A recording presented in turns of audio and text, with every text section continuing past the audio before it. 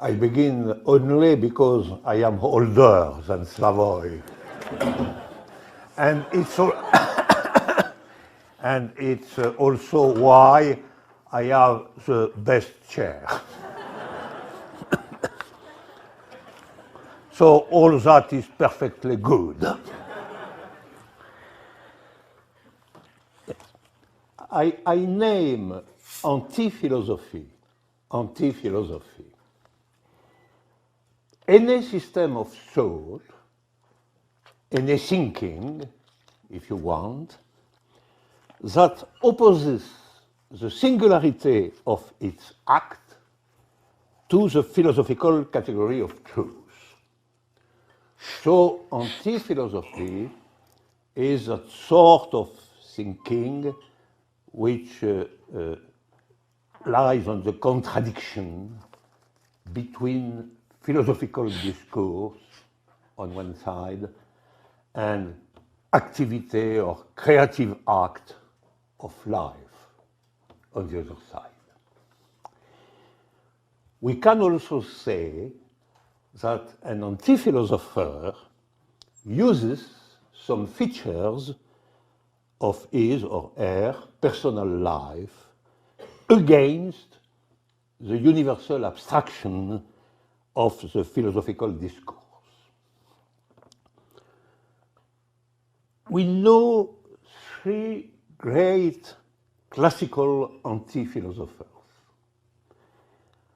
Pascal against Descartes, Rousseau against Voltaire and Hume, and Kierkegaard against Hegel.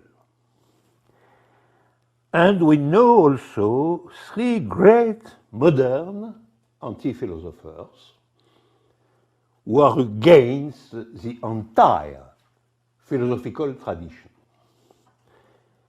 Nietzsche, Wittgenstein, and maybe Lacan. All that is clear for Nietzsche, the most important modern thinker, in fact, for a large part of the philosophy during the last century. For Deleuze, Foucault, Heidegger, and many others, Nietzsche is something like the horizon. We find in Nietzsche the paradigmatic relationship between the act and the destitution of truth. In The Crepuscule of Idols, Nietzsche describes his work in these terms. I quote, "We have abolished the world as truth. This abolition of truth is the negative condition for the Dionysian affirmation."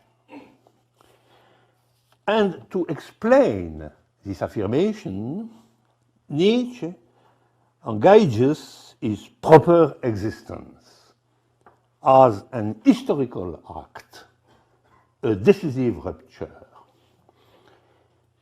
Nietzsche, in fact, the life of Nietzsche, the proper name of Nietzsche, Nietzsche as a living body, is a fundamental argument for Nietzsche himself, for the affirmation against the philosophical tradition.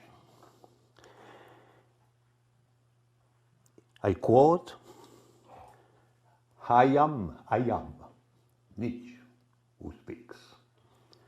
I am something more than the leading philosopher of our time. I am something decisive and fatal that springs up between two millenaries. A beautiful declaration. Here we have the pure form of anti-philosophy, an act of a violent subjective nature destroys the philosophical tradition which encloses the life with the word truth.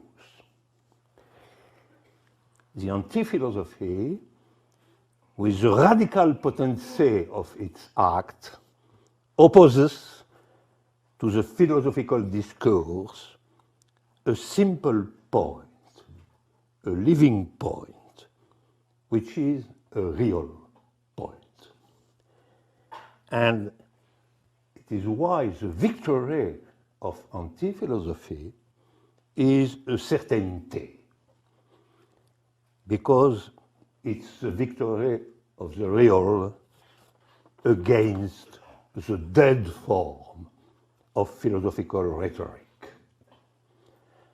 The discourse of the real, which is realized in a decisive act, cannot disappear. Lacan himself writes, "It is not I who will win out, it's the discourse that I serve."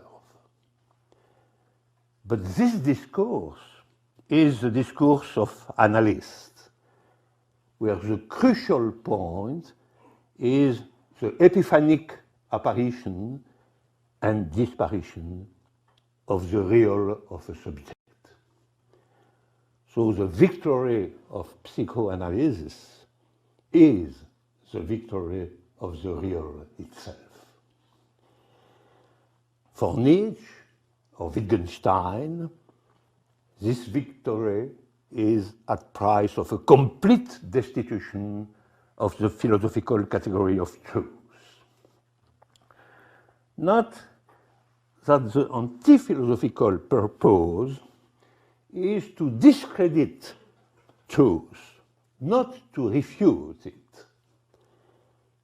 And anti-philosophy is not a critique, but a therapeutics.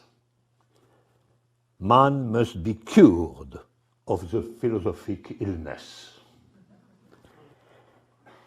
For Wittgenstein, philosophical truth is linked to the nonsense, and so it is harmful. For Wittgenstein, the victory of the real as an act, finally, of aesthetic nature, realizes the complete elimination of metaphysical nonsense. For Lacan, the problem is more complex. Lacan does not destroy the category of truth. Truth is a word of the Lacanian syntax. Lacan refounded the category of truth. And in this foundation, we find both the destitution of the philosophical category of truth and the necessity to cross through it and get out of it. A long and tortuous coquetry with the category of truth. I will attempt briefly that from 1970, a slow movement does proceed in Lacan towards the destitution of truth and its dismissal. This is articulated to two statements in 1973 in the Séminaire 20. May 15, 1973, I quote, "There is some rapport of being that cannot be known." There is something of the real that cannot be known. And March 20, the same year, I quote, what is specific to analysis is that it can constitute for itself knowledge concerning the truth.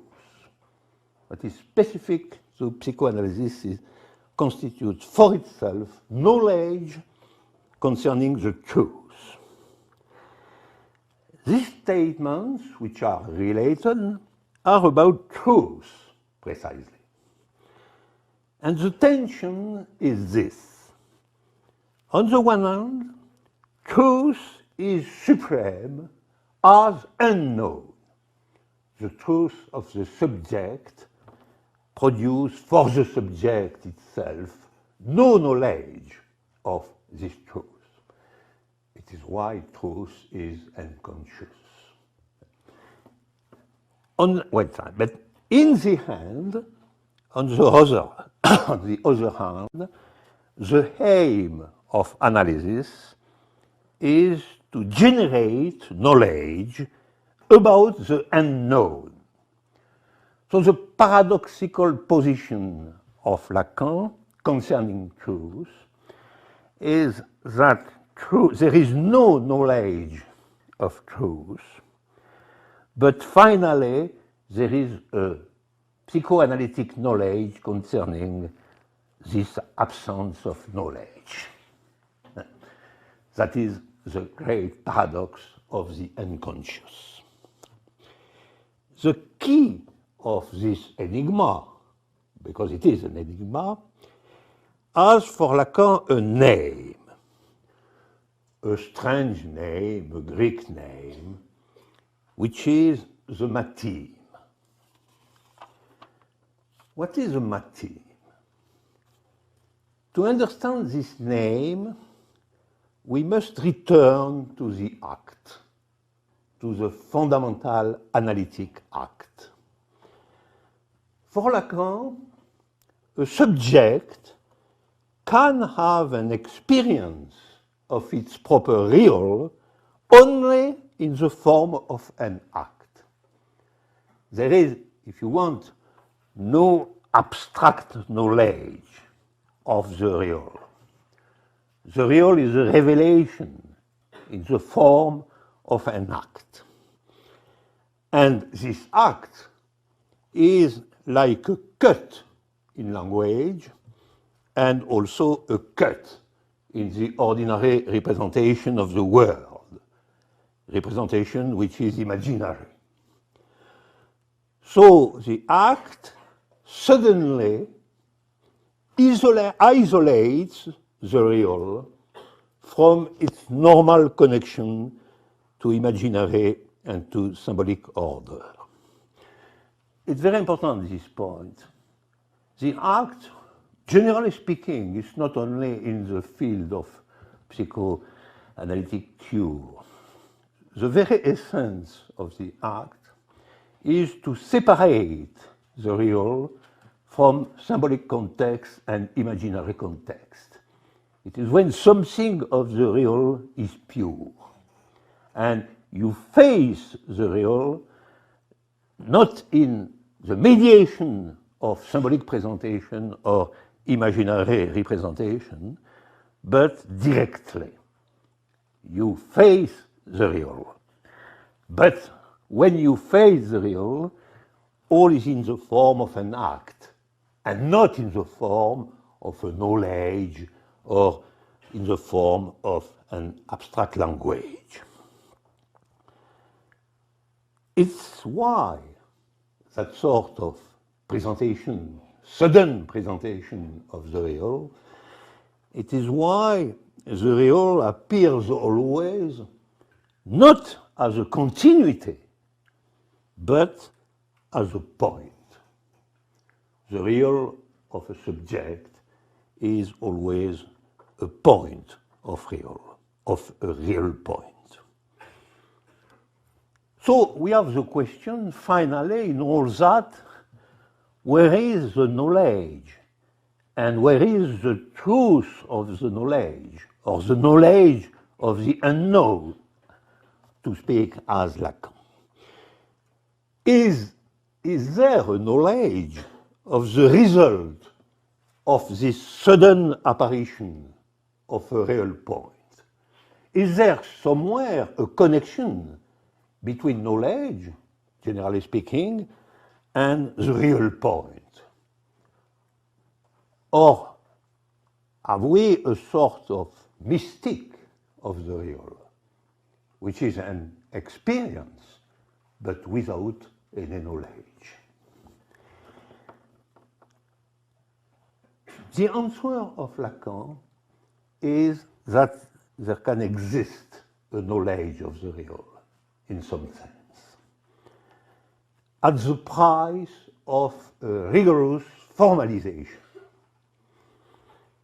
Because formalization, by the strict use of some letters, reproduces the operation of the real and the separation of the real from its common imaginary presentation.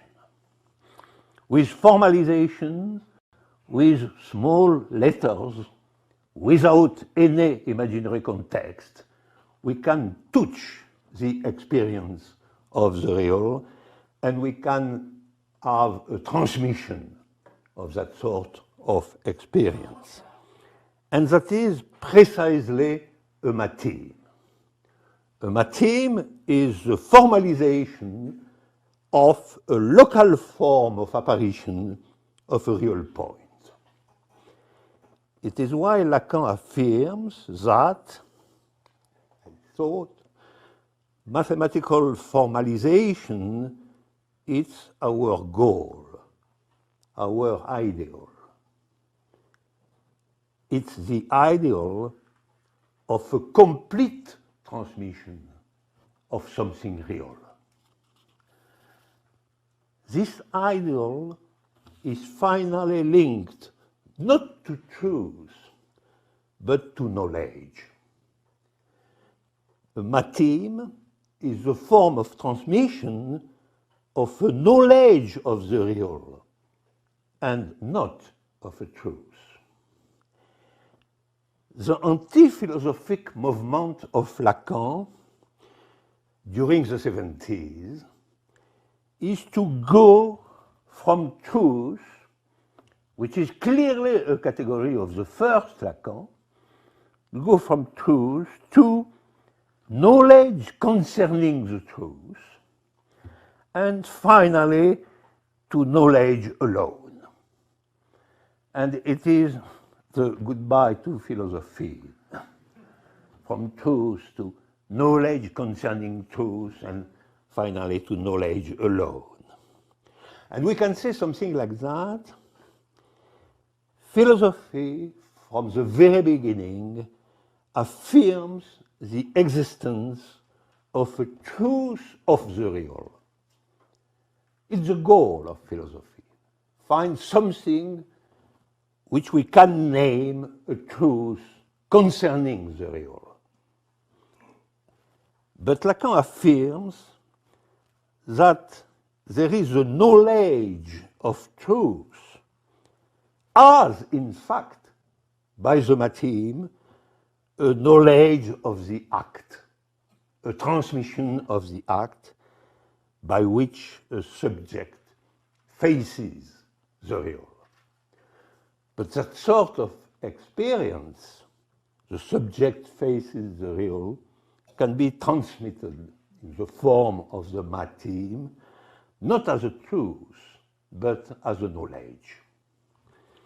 It's why, at the moment of the foundation of the Freudian school in 1970, Lacan says, I quote, "Truth can not convince, knowledge becomes act." A strange and very dense formula, but clear in its effect. Truth cannot convince, because we don't know if a truth touches the real. But knowledge becomes act.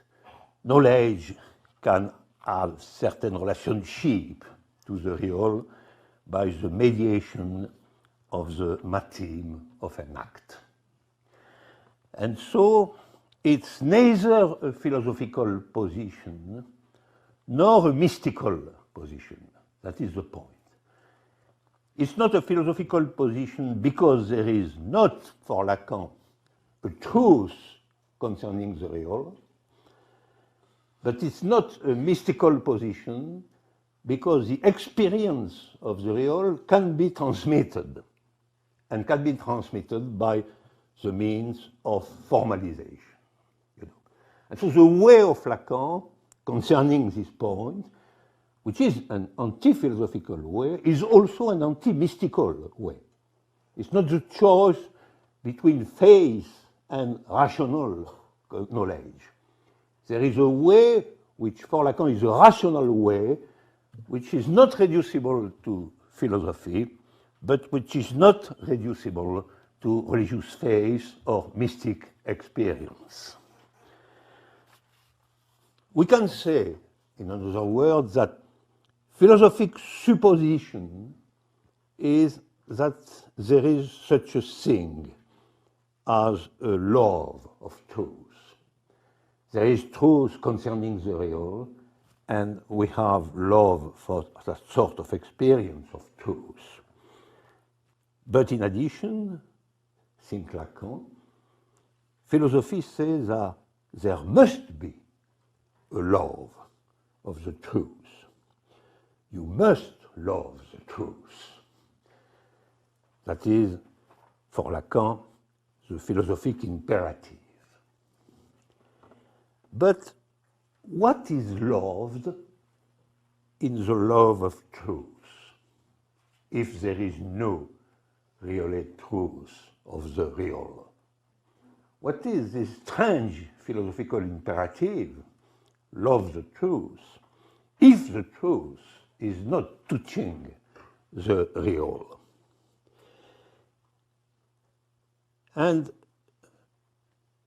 the answer of Lacan is a very complex and singular one. Because the question of the love of truth can be posed for Lacan. Only is this love, that sort of love, is a love of weakness.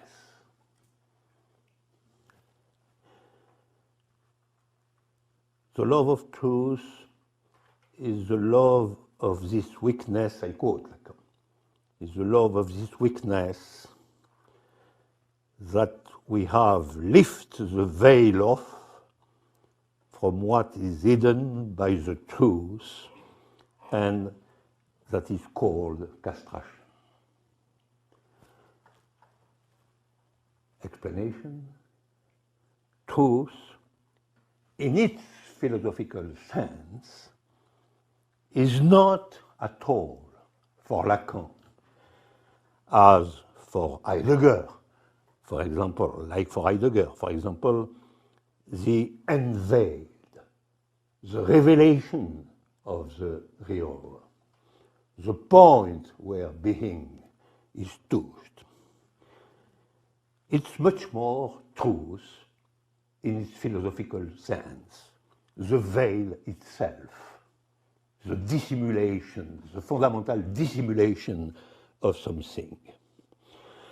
The veil which hides a very essential fact, the fact that castration, loss, imperfection, all the forms of weakness and impotency are radical conditions to human existence and for human knowledge.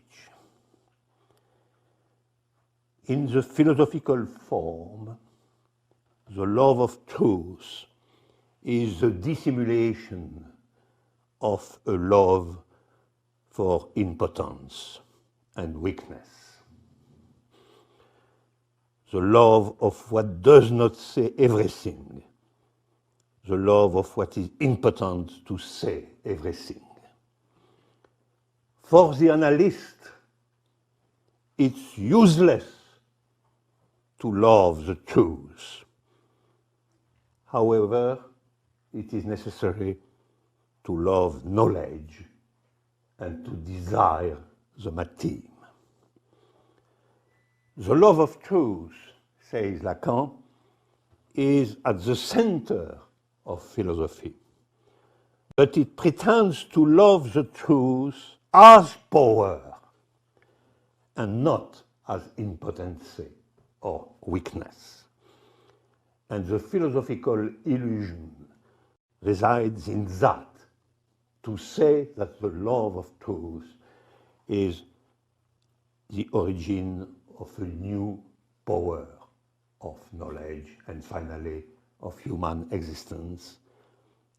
The philosophic patient wants to promote a love of truth as power, and that is necessarily a complete failure. The veritable anti-philosophic thesis of Lacan is, if we pretend to love the truth as power, if we occult the fact that any love of truth is love of a weakness, then we will be impotent with respect to knowledge. We will be exposed to the passion of ignorance. And so you see, at this point, the vision of philosophy by Lacan is a vision of an attempt of a love of truth which is exposed, in fact, as the passion of ignorance. And so the road, the philosophical road to the truth, finally, is a weakness in face of the question of knowledge. In terms of subjectivity, to place a limit to the passion of ignorance in terms of truth, it is absolutely necessary to love in the truth a weakness. The force of the love of truth is being that of the love of a weakness. And that is, finally, the limited love of knowledge. Philosophy is then a precarious disposition with regard to the passion of ignorance. You know, finally, everything in this vision depends on the triplet knowledge, truth, real. That is where the psychoanalytic act justified Lacan's saying, rise up in arms against philosophy. It's because at the end of his career, he was thinking that philosophy is a sophisticated form of ignorance. I stop here, and I stay under the accusation.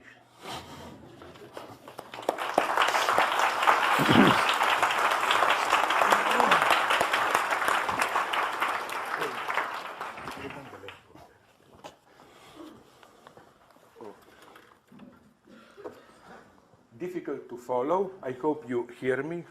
Glad to be here. Glad to be with Alain. Of course, in this 20 minutes forum, it's just a little bit too little time to really develop a line of thought. All one can do is more just trace, define positions, oppositions, and so on.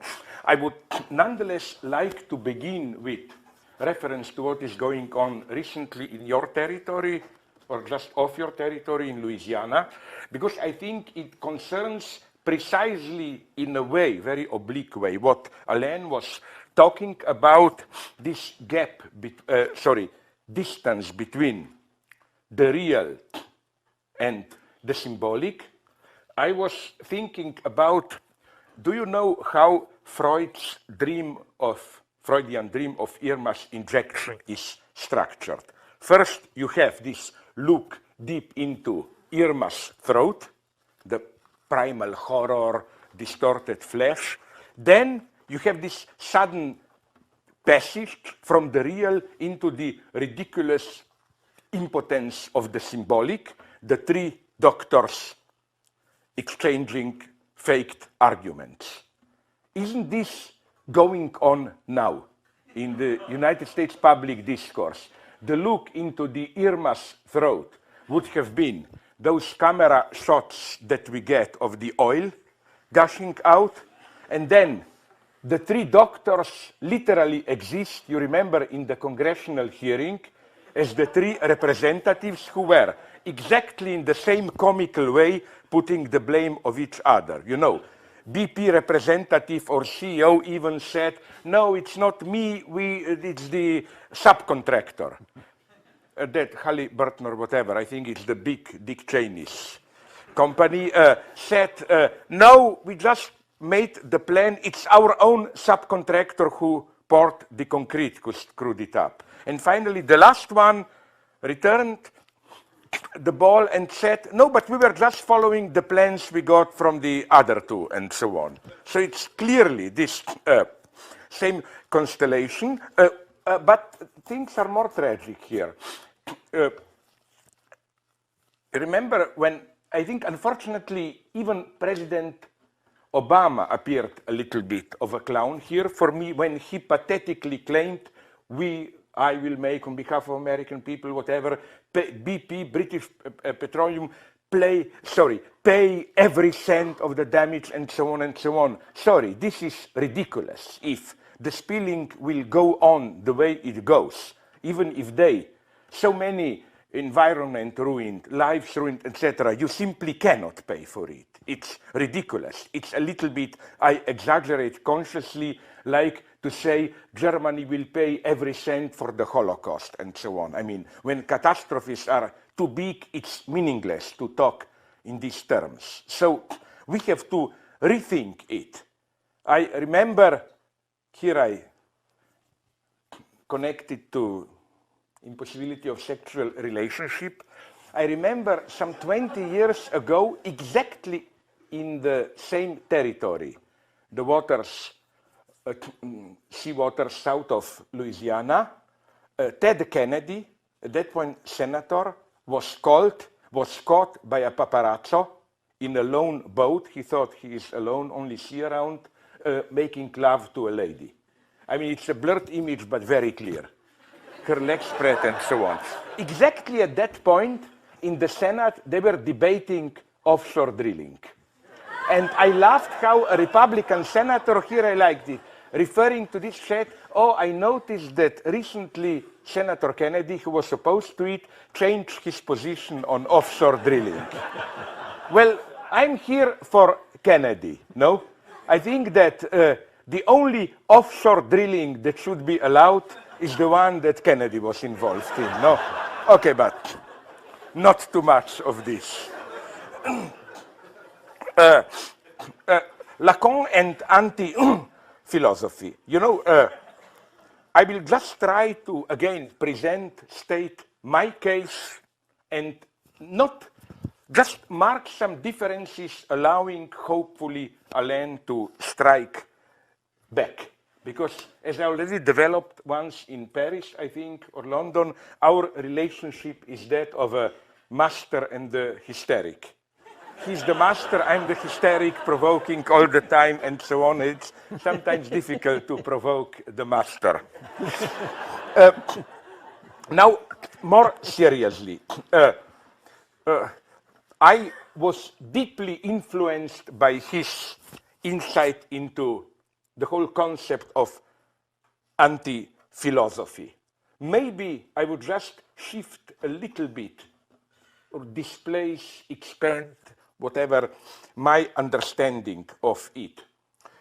Of course, I totally agree with Kim. We can say already Pascal and so on.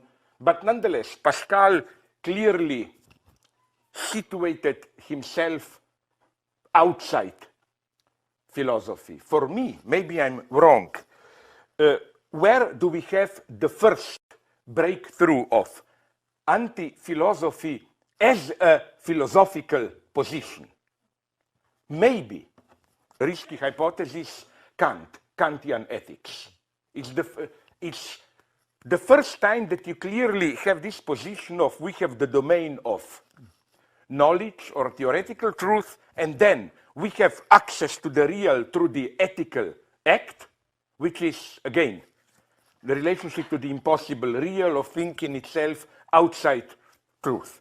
It's also interesting how, speaking about anti-philosophy, did you notice that in the history of philosophy, from that point on of Kantian revolution, practically, not totally, of course, entire philosophy no longer wants to be called philosophy. Kant, it's no longer metaphysics, but transcendental critique of the conditions of metaphysics. Fichte is Wissenschaftslehre. That is to say, teaching on science, not philosophy. Schelling privileges art. Hegel also said, no longer love of wisdom, but wisdom itself, not to mention Marx and so on and so on. So my first constatation when Lacan says, je m'insurge contre la philosophie is, well, welcome to the camp of philosophers. All philosophers from Kant onwards are doing nothing but that, insurging against philosophy. Nobody wants to be a philosopher. And except me. I agree with you. That's my point. Yeah, that's precisely my point. Because would you agree? Now I have a new proposal for you to try to convert you to my cause of the love of German idealism. You know your four domains, okay, conditions, whatever, of where a truth event can occur. Let's enumerate them. Science, politics, art, love. And I deeply agree with Adrian Johnston's reading of you, where he emphasized an aspect of this which is usually ignored, that this people usually just emphasize your opposite point, which is desuture, not totally attach philosophy to one truth condition. But I think, on the other hand, you make a much nicer point, which is even close to some kind of engaged Marxist thinking, which is nonetheless that philosophy cannot stand it on its own. Heroically, you have to attach yourself to a condition. You cannot be philosopher just in the air. And would you agree or not, this came to me, that the same four goes for conditions of truth, goes for German idealism. Look, Kant's problem was science, was how to philosophize in the conditions of Newtonian science. Fichte is clearly politics, French Revolution. Schelling is art, and I claim Hegel is love. We have precisely the four guys there.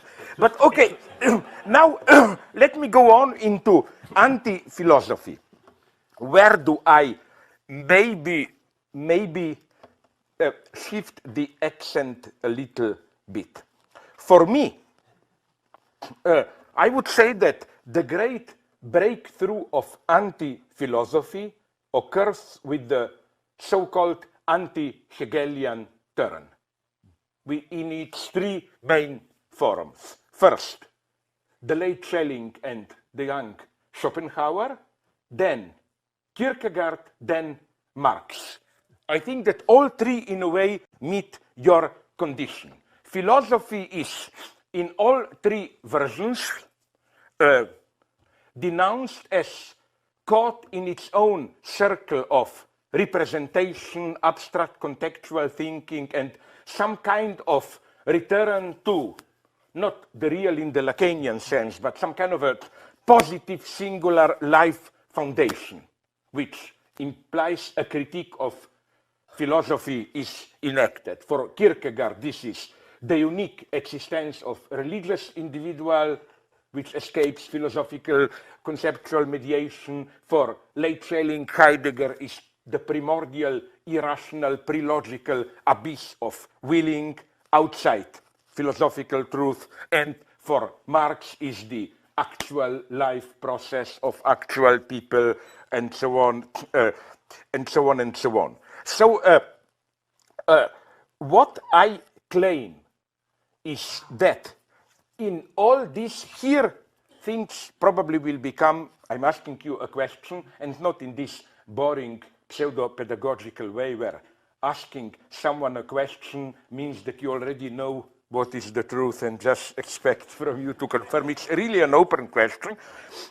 I claim that what unites all the three, and this is really what happened after Hegel, is that with all violence, a certain opposition became predominant, which I think maybe, I wonder if you would agree, defines the very coordinates for me of anti-philosophy. The opposition between productive presence and mere conceptual, idealistic theater scene of representation. Marx is here very brutal. Marx, the worst Marx, which I think should be abandoned. The Marx of German ideology, with all that stuff of philosophy is with regard to real life, like masturbation is with regard to sexual act, and so on. So again, this idea that we are caught into a closed circle of representation, philosophy, ideology is caught into it, and the point is to break out of this closed circle of representation into some more direct, productive presence. And as my colleague Alenka Zupancic developed in a very nice way, it's interesting how this same topic of denouncing representation became also actual throughout the 19th century. Of course, it was present before, but then it exploded as general problematizing of representation. For example, in the domain of love, all of a sudden the problem was, can love encounter be properly represented in the institution of marriage, with usual ambiguity. On the one hand, it was the bourgeois principle, you know, the only legitimate marriage is marriage which should be founded in love. But then you always have this idea, but nonetheless the institution of marriage cannot fully recuperate love. There is an excess. This idea of an excess escaping representation. You have the same in politics. You have parliamentary representation, but then, you know, this topic of can parliamentary representation adequately represent social base? Isn't there something in social base which escapes representation?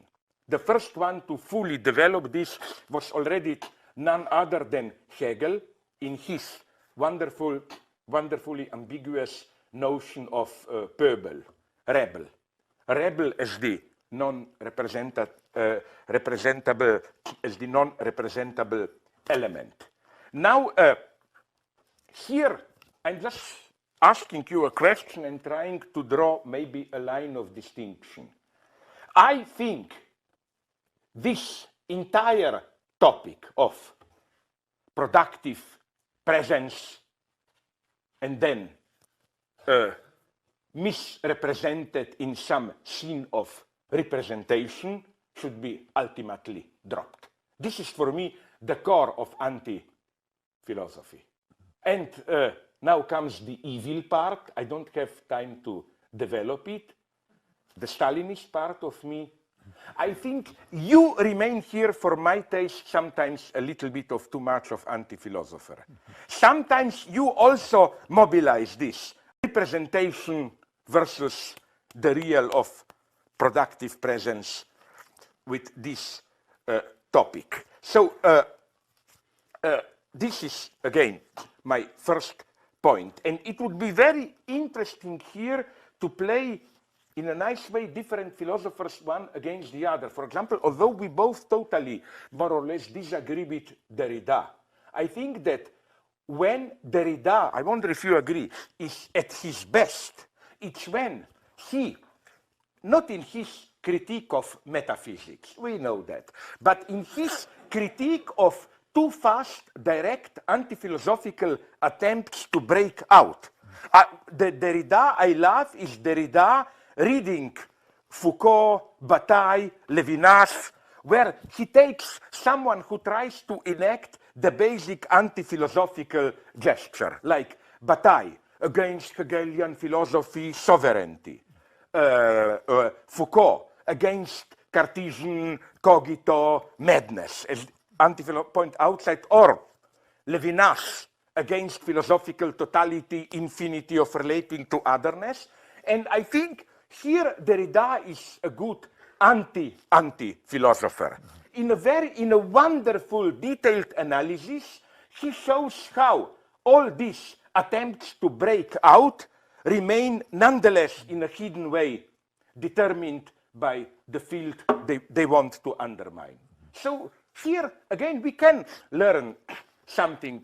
We can learn something from Derrida. You know, Derrida is not just the one who wants to screw philosophy, break out of it, and so on and so on. He is a good philosopher, especially good in showing how it's not as easy as it may appear to break out of philosophy. Especially actual today, I think, is, for example, Derrida's, and later developed by other, critique of Levinas. Because I think that if there is one of the great books of anti-philosophy, it's Levinas's Totality and Infinity. And I think it is easy to show how Levinas's critique of Hegel, and especially of Heidegger, which was later taken over by Jean-Luc Marion, this idea that even Heidegger remains too much within philosophy, that even the ontological difference between being and entities still remains within the horizon of being, while we must break through towards this infinite radical otherness of God beyond being. I think it can be shown in a convincing way, every serious philosopher can show it, that Levinas simply doesn't hold there. That the price is a very superficial reduction of the notion of being to some pretty naive, positive reality, and then you can say, oh, but God is outside it, and so on and so on. A Heideggerian who would have insisted here that even if God outside beyond being still has to, of course, not exist as a determinate object, but has to be present, disclose itself in a certain way, would be fully justified. You cannot escape it as simple as that. So, again, I don't have time to develop it, but the reason I remain faithful to Hegel would have been that I insist that Hegel is absolutely unique here. He is on the,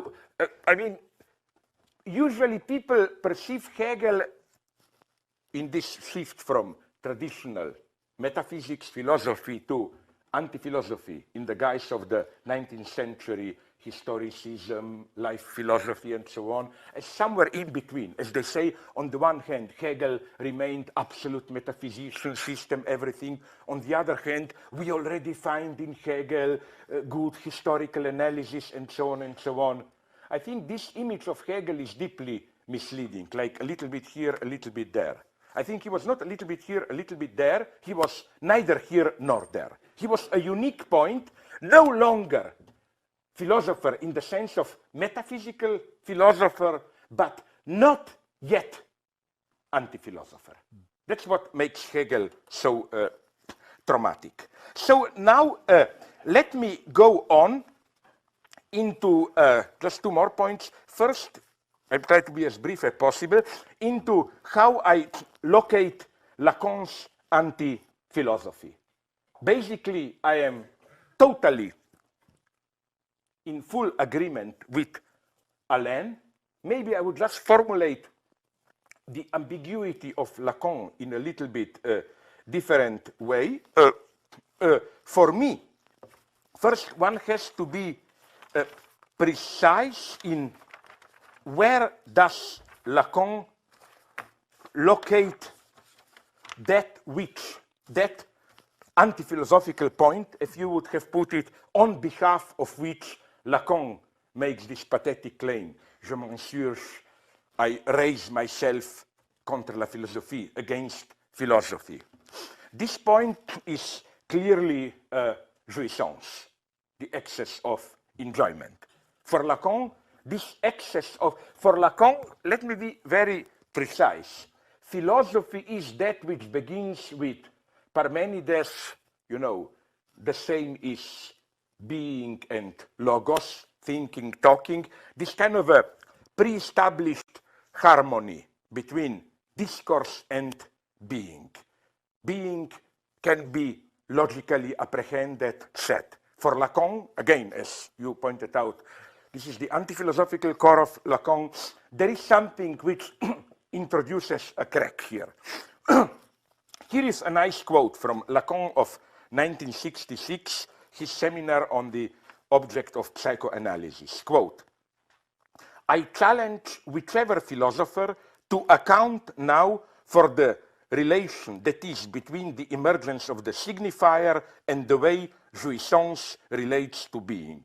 No philosophy, I say, meets us here today. The wretched, aborted freaks of philosophy, which we drag behind us from the beginning of the last, means 19th century, as the habits that are falling apart, are nothing but a way to frisk rather than to confront this question, which is the only question about truth and which is called and named by Freud the death drive, the primordial masochism of jouissance. All philosophical speech escapes and withdraws here. Now, I will try here to be at the same time critical but also positive towards Lacan. First, I would say what always fascinated me in Lacan is what did one enigma which an ex-colleague of Alain, François Balmes, in his very good studies on Lacan emphasized, the great mystery and perhaps the best way to approach Lacan is to ask a very simple, almost detective question. Lacan obviously knew Heidegger very well. Why then did he stick to the notion of the subject? Why didn't he drop subject? I mean, as the name for the core of, inhuman core of human being. I think the reason is, and here again, from a weird perspective, I approach one of the big topics of Alain, where I agree with him, the relationship between language and truth. Where I support Alain fully is in his, the way I understand it, anti-hermeneutic trust of not identifying truth with. The one who developed this most radically was Heidegger, arguably. This idea that truth is ultimately the historically destined horizon of being which dwells, is inscribed into our language. And in this historicized transcendental mode, a Heideggerian would have said, this is the unsurpassable horizon of our access to truth. The ultimate, the furthest you can go is to reflect on the horizon of how things appear to you, of how being is disclosed. For example, you can make, I don't know how many speculative quantum physics discoveries, but in order to pursue them, you already have to have a certain historically destined, embodied in language, pre-understanding of being. So all we can do then is to think the event, not in Alain's sense, but as Heideggerian Ereignis, of new destinies of being. This totally abyssal game of eventual occurrences of modes of disclosure is the ultimate horizon. So in this sense, for Heidegger, language is the house of being.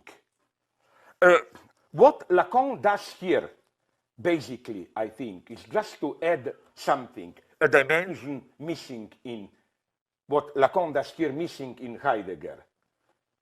To put it in cynical terms, for Lacan, language is not just the house of being, it's a torture house of being. We are basically tortured by language. That's all the topic of castration, distortion, and so on. We are never at home in the house of being. It's a traumatic discord. And again, the name of this discord is jouissance. And so here I come to Alain. I don't like Elfriede Jelinek. Her style is too dirty for me. But she said something that I deeply agree with, a wonderful phrase. She said, language should be tortured to tell the truth. I think that this would be the second counterpart, that we should drop all this hermeneutic trust into, the access to truth is open yourself to the message which is in language. No, we should torture language. And I think maybe we should even read poetry and art in this way, as different modes of torture. What is poetry? It's a great torture of language. Imagine how you have to torture language to write a simple sonnet form. Cut words, squeeze them, and so on. Even in cinema as art, what was Eisenstein doing? My God, all his works are already works of extreme violence and torture. Cut, montage, stitch it together, and so on. Now you will say, yeah, this is Eisenstein's manipulative approach. What about the great opposition to Eisenstein? André Bazin, Rossellini, Arthur Tarkovsky, where you have the passive attitude of just filming, not intervening. Well, I would say it's a different mode of torture. It's slow it down. How do you call that instrument where somebody is tortured so that you tie him up and then stretch it? Yeah, that's Tarkovsky. So I would say, imagine a debate between Eisenstein and Tarkovsky. It's like two torturers. What's the better way to squeeze out the truth? And I agree with Alain. I think that of course, we think in language, but nonetheless, paradoxically, language is not our horizon. Language in its, let's call it naively, mytho-poetic function. Language, as you know, poetry in that sense of poetry as founding a nation and so on. I think that we can do more. Truly great artists, poets do more. They torture their language. They force it to go beyond. We can, within language, think with language, against language, to arrive at a true universality. This is a very radical thesis, but I think it's crucial. And I'm not sure Lacan himself is clear here. If he were to be clear at this point, he is ambiguous, he would no longer be anti-philosopher. But I think this is the crucial point. Again, is the historicist transcendental attitude, language is our fate, the last thing we do, is this the last thing, or can we break out of the, to use Frederick Glenson's term, the prison house of language and formulate universality outside it? Now, a step further. I claim that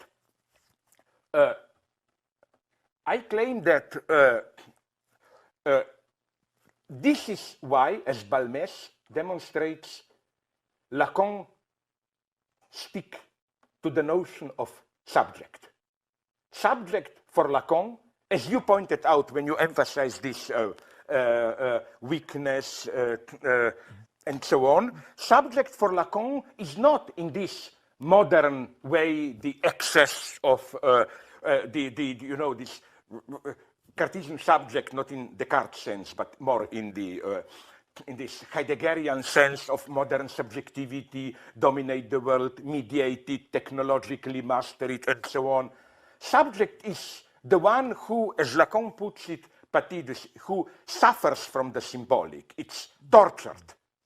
And to designate this, Lacan, this dimension of being tortured by language is missing in Heidegger, which is why I'm so sad I don't have time to develop this, why I think Lacan emphasizes a feature of Antigone, which is totally absent in Heidegger. In his two great readings of Antigone, Heidegger never mentions this famous position in between the two deaths.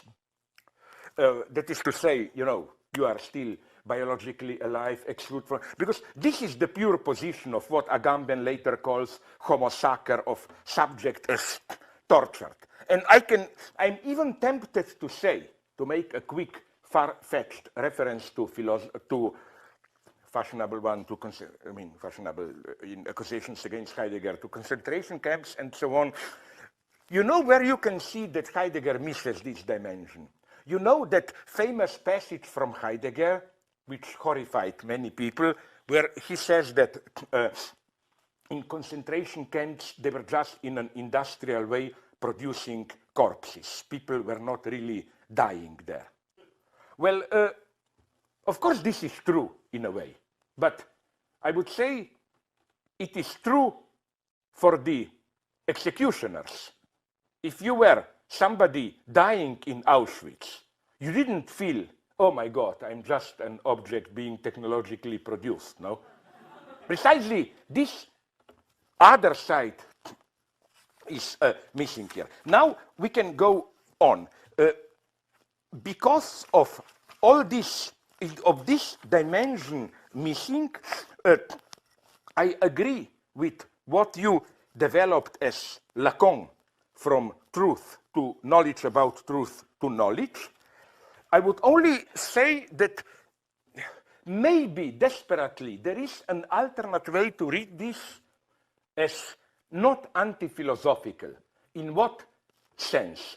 You know that strictly parallel to the movement that you described in these precise terms is, and this is very nicely, incidentally, I love this naivety of Balmes, who makes a brutal clinical judgment on Heidegger.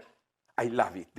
It appears brutal nonsense, but where he says that the problem with Heidegger's description of, for example, Dasein being there in Sein und Zeit is that it's good for neurotics, but it doesn't cover psychotics.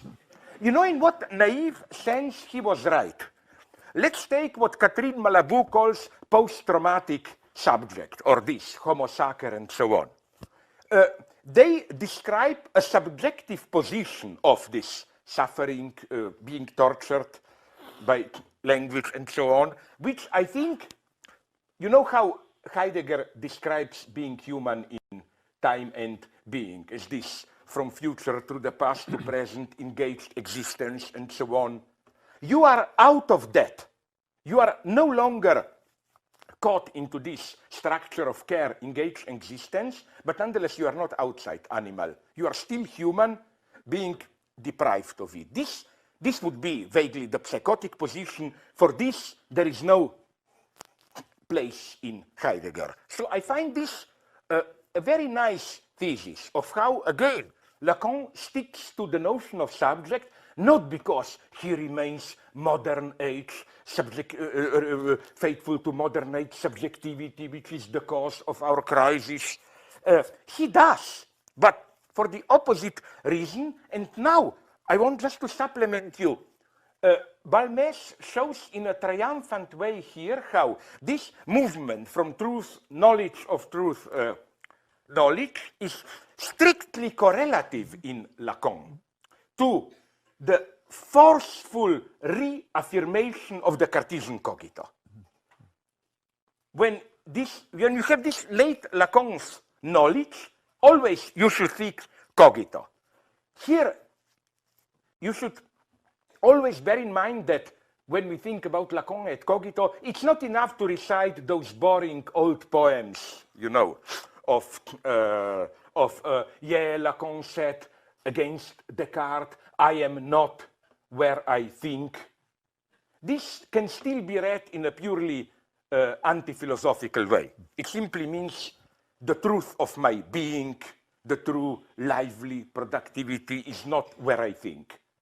Then Lacan turns it around and says, I think where I am not. This is more interesting, where the unconscious is not the fullness of my being outside my thought, but it's a pure thinking outside myself, not where I feel myself existentially as the one I am. Then there are other formulations, but as Balmes points out very nicely, what Lacan does in his seminar, I think on Logique du Fantasme, Logic of Fantasy, is to return to the identity of cogito and being, but as an empty set. For the last Lacan, cogito, in cogito, being and thinking do coincide, but in a negative way.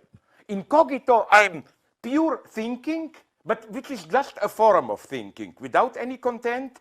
At the same time, I'm pure being, but deprived of any content. It's just as if the two empty points overlap here. And again, as such, this cogito should be asserted as universal, non-historical. Non-historical. Historicity is, I think, not the ultimate horizon.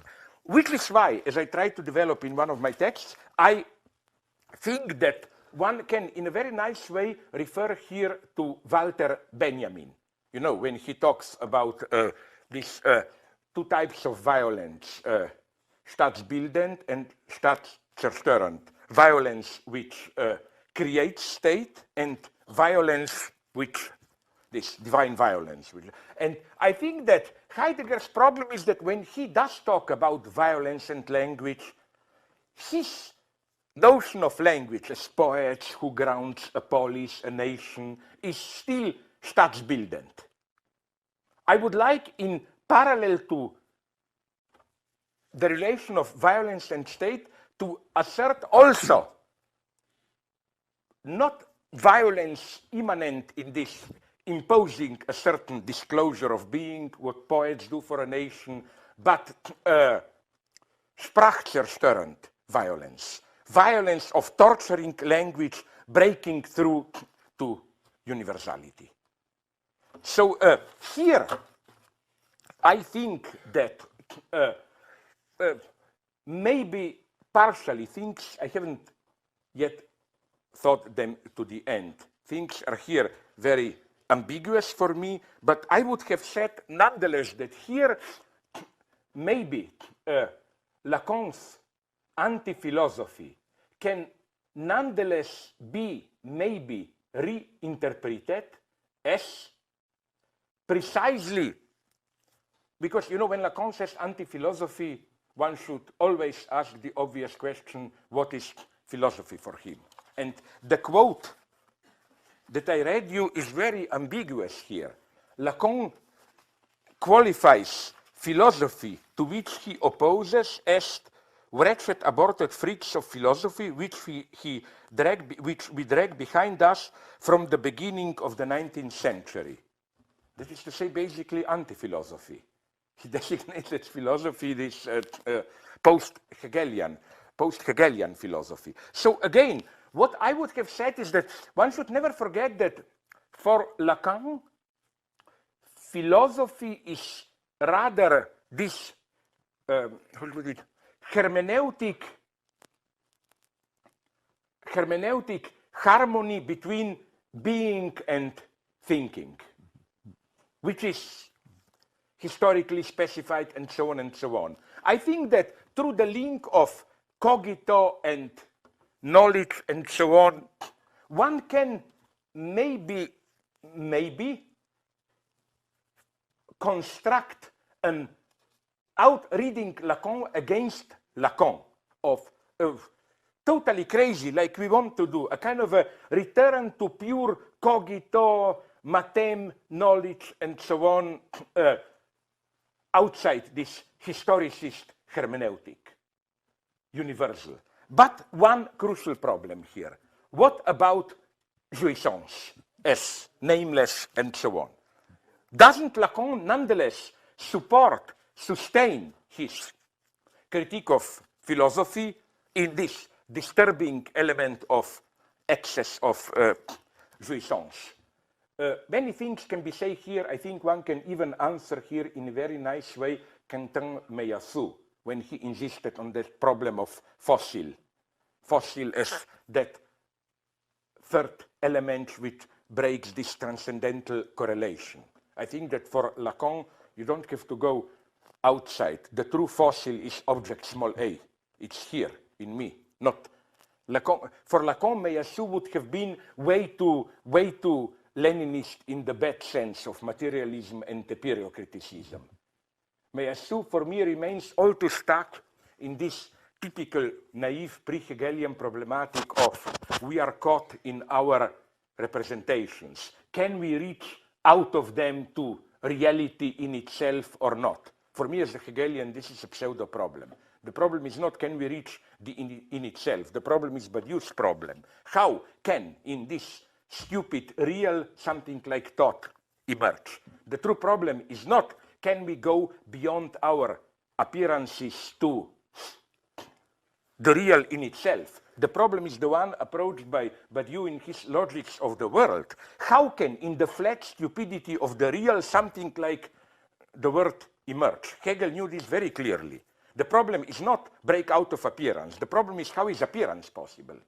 Okay, but to go on. So, jouissance. Here, I wonder if you would accept something. In one of your texts, you were totally right to characterize Lacan's reference to jouissance féminine as a reference to some kind of a cultural unsayable. But I don't think it is necessary to read it in that way, although I admit it, this is a predominant way. You know, in Lacan's formula of sexuation, when Lacan, how does Lacan describe this feminine position of jouissance? Usually this is read as something in woman resist symbolic order. Not all of woman is caught into the symbolic order. But I think if we read this in the sense of there is something in woman, this excess of mystical, in rapture, jouissance, which resists the symbolic, maybe we don't read Lacan correctly. Maybe we should nonetheless emphasize how the non-all of feminine jouissance also means that there is no exception. We should also say there is nothing in woman which is outside the symbolic order or whatever. So I think that instead of reading jouissance féminine as kind of a mystical in rapture and so on, we should, so that, to put it bluntly in an almost sexist way, we men are purely within the symbolic order, women are with one leg in, with another part of them it resists with some kind of rapture. I think women are paradoxically more fully in the symbolic order. This is why they are non-all. They don't have any... Oh, in this sense, I think that here is how I would try to save Lacanian jouissance and the real for philosophy. And you already indicate that path. I think that what I don't like is this anti-philosophical notion of jouissance as some terrifying excess, too strong for symbolization. But I am tempted to read Lacan's famous formula, which you also quote on, that the real is only accessible through the deadlock, l'impasse of the symbolization, in a very strong literal way. the real is not some in itself, and Lacan formally opposes the idea that the real is any kind of Kantian in itself, which then we can only partially grasp. No, I think that the real literally is nothing but the deadlock of symbolization. A totally immanent real, a real which is just, yes, I stop, cuts of symbolism, and so on and so on. So from here, I would just like to mark maybe one or two, this is a question to you, how you would react differences. One big difference, I'm even not sure about it myself, we have this debate for 15 years, I think, is that in your logics of the worlds, I will just state the position. You seem to imply that what you call world, I think, I know I violently disagree with you and you with me here. I think there is no world without language, to cut a long story short. And I think that the very categories you use, like the crucial category of the point is a signifying category. I agree with you, with language is not, here I'm also a Platonist, not a limit. But I claim that, again, the category of world is thinkable only within the human universe of language. While you, if I got you correctly, for you, there are worlds already in, to put it in very naive terms, in reality outside man. Once you even spoke of, ironically, I know, of your dialectic of nature. Second point, you are usually reproached with a very stupid criticism that you are secretly an idealist in the sense of human animal, but then out of nowhere, event, grace, blah, blah. And then the idea is we should nonetheless develop out of concrete history how the event can emerge. I'm tempted to say the opposite, that my critique, open question to you, would have been the opposite one. What I problematize is not event, but human animal. I don't think there is something like human animal. I think that, of course, there is empirically, but okay, to cut a long story short, I just will, and then I will finish, designate my position now.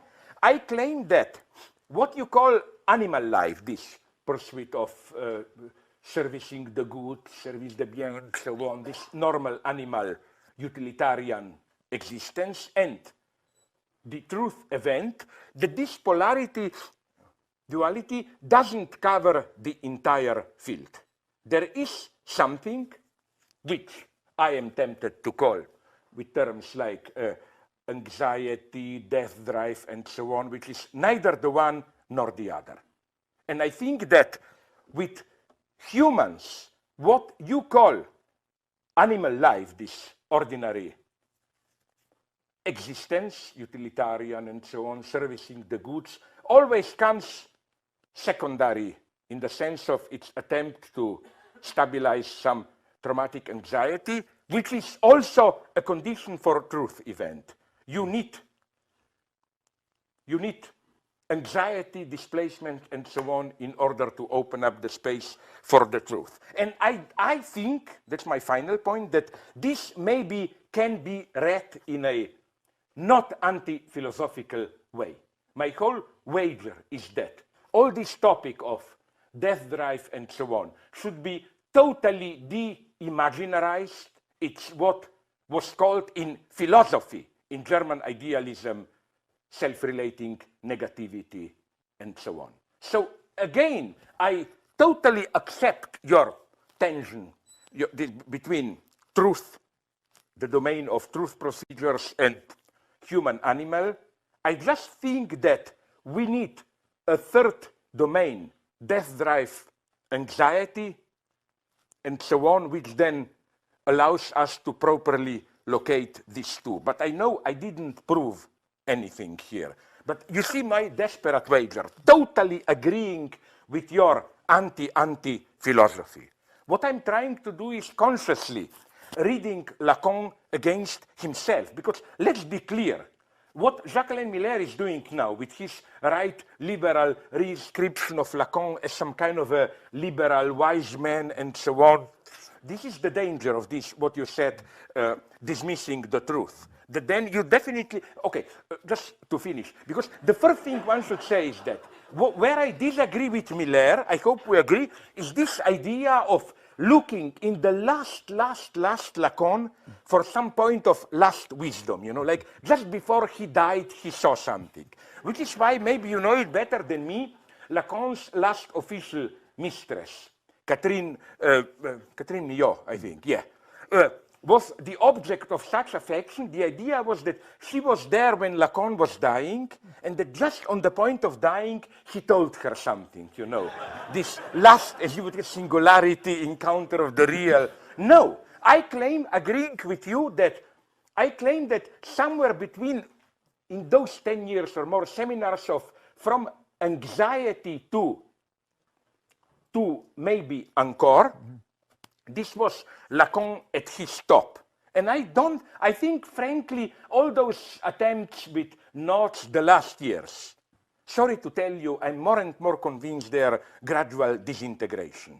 I don't think, and you effectively have what you said, all this, you know, accommodate to the symptom, truth doesn't matter, a kind of almost, Miller is right, Rortian playfulness, which to us as old, I wouldn't say old followers of the follower of Lenin, not to name the name, no, this I don't buy. So I'm sorry if I was too long, but you see my point. What I'm trying to do is desperately to nonetheless save Lacan in some sense for philosophy. I'm very sorry if I was too long, and please strike back with all your force. Thank you.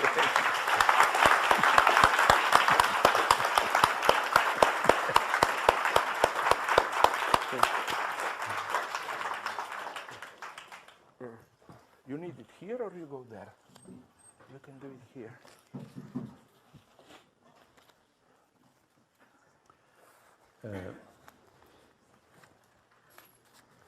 Naturally, it's very difficult to say anything after that, because if I go on the ways you open, we are here tomorrow. Why not? What's the problem? Just some short points. First, when you say that the origin of anti-philosophy can be found in Kant and after, there is a danger, I think, because we can identify in this sort of vision anti-philosophy and critical philosophy, transcendental critique. Or in my conviction, it's not the same feeling, it's not the same subject, the same. And why? Because the question of the anti-philosopher is not the question of the limits of reason, of the limits of rational thinking and so on, which is the central question of Kant. It's more radical. It's the idea that there exists in our experience a sort of distance without measure. It's an ontological affirmation, in fact, which is at the very origin of anti-philosophy. There is somewhere a distance that we must support, and which is a distance without measure. Very often, it's the distance between finite and infinite, or something like that, or between man and God. Many great philosophers are in a religious context. We have to remark this point. It's the case of Pascal, it's the case of Rousseau, It's the case of Kierkegaard, and alors, precisely, it's the case of Wittgenstein. It's very important to note that Wittgenstein has finally a mystical vision of the problem of the distance, and the case of Lacan is evidently more complex, but we have the question of the real status of the big other in Lacan. We cannot escape this question. And there is many purely religious interpretation of Lacan that exist, absolutely.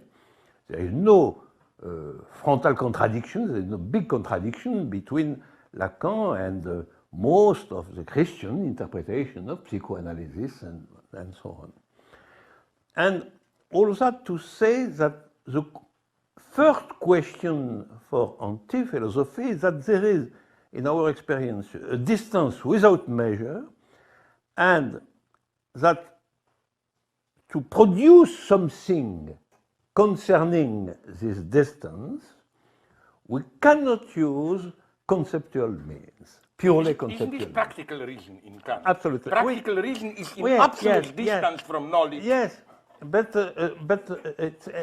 in the case of anti-philosophy, we must do the thing and not only show the thing. That is the difference. There is something which is inside philosophy in Kant because practical reason is the theory of the categoric imperative. It's not a decision of Kant himself. Yeah, I got it. Yeah. It's very important. In anti-philosophy, we have the necessity of a testimony of the anti-philosopher himself as a singularity. It's a practical decision, and the transmission of the experience of the distance without measure is a personal transmission. It's a personal transmission. And it's the case for Pascal, the memorial, the faith, the testimony of the faith. It's naturally the case for Rousseau, which invents the pure autobiography, the pure confession, and Saint Augustine before. And it's also the case for Wittgenstein and others. This is my first remark. So I think we must distinguish four types.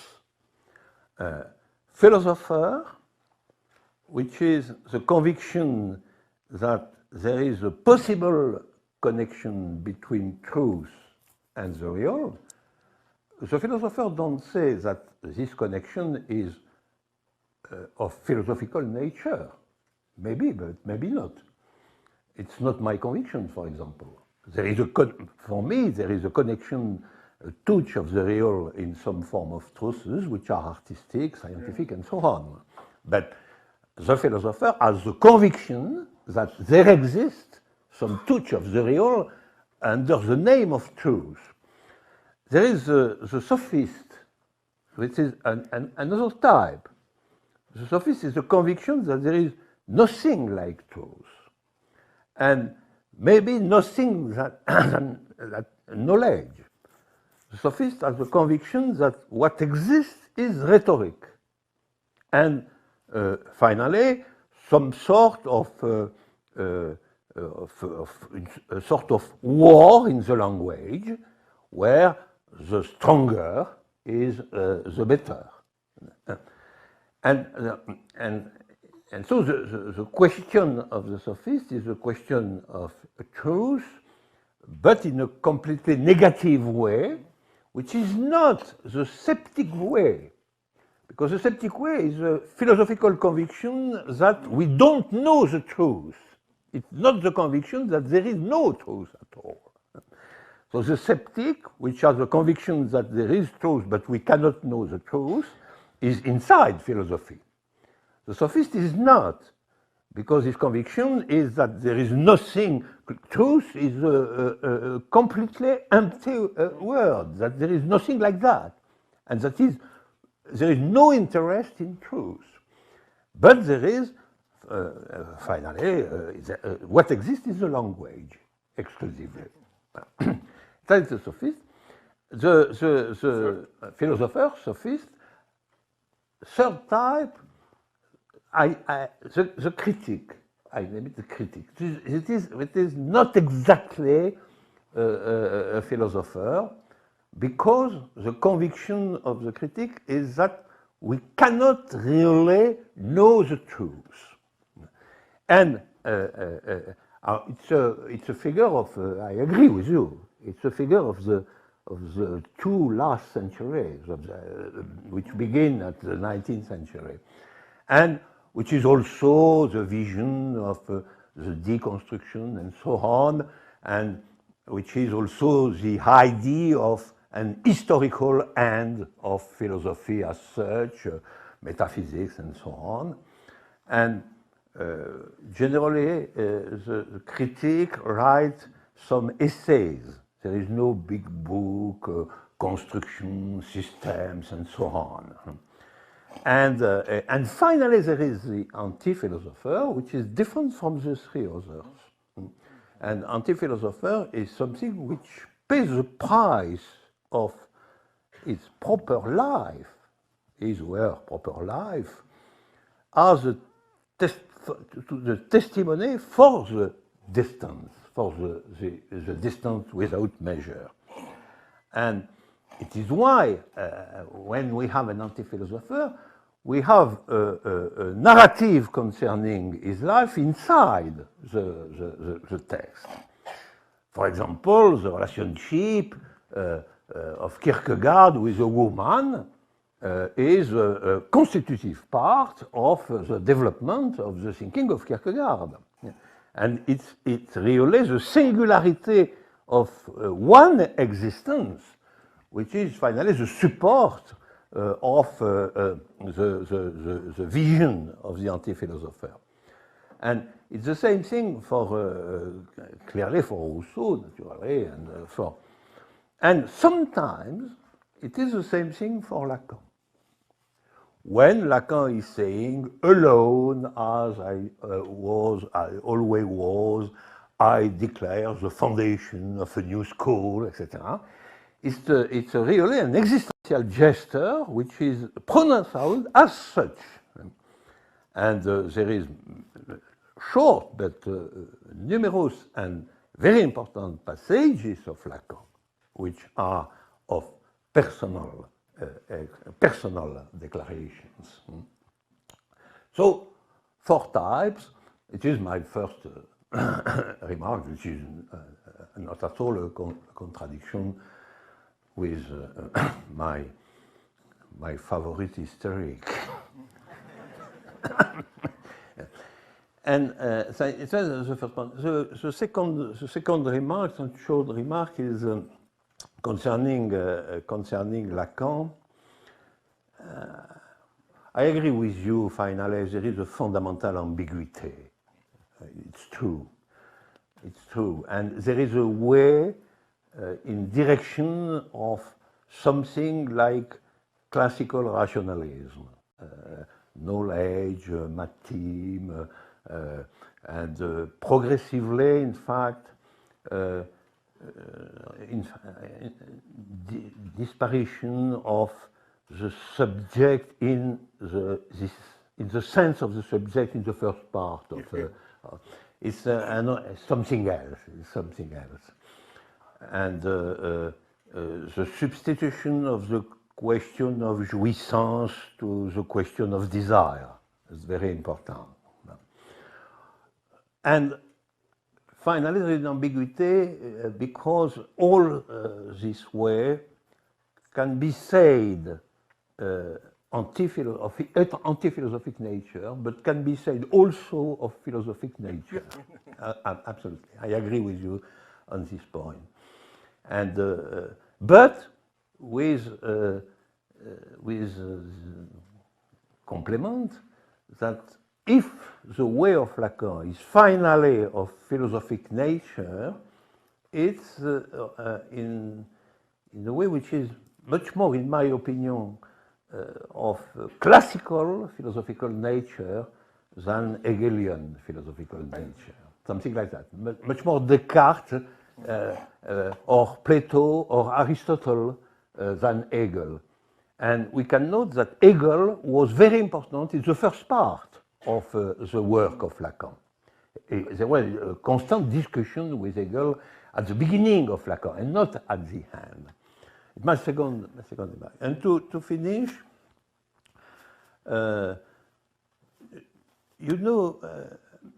I think that the simple conviction that there is somewhere a distance without measure is not by itself sufficient to give a definition of the anti-philosopher, because we must add this distance cannot be proved or experimented inside a conceptual framework. This is the second part. And it is why when somebody says that I am an anti-philosopher because, in a certain sense, I admit that there exists a distance without measure, which is finally the distance between individuals and subject. So an immanent distance between individual and subject, which is without measure. Why? Because to become the subject he or her is able of, the individual must be transformed by something which is not reducible to him or her, and the name of which is event. An event is really something which creates a new possibility, and this new possibility is the possibility for the individual to become a subject. All this machinery is a machinery which implies that there exists something like a distance without measure.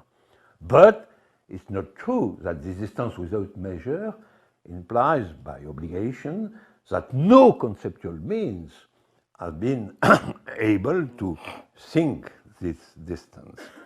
And so I am not an anti-philosopher in some sense, but a philosopher of the distance itself. A philosopher of the distance itself. And so the philosopher, which is very near the anti-philosopher, because he says, as the philosopher, that there exists that sort of distance, which in the common world is without measure between individual and subject, which is also the distance without measure, for example, between democracy and communism. Listen, I hope, sorry.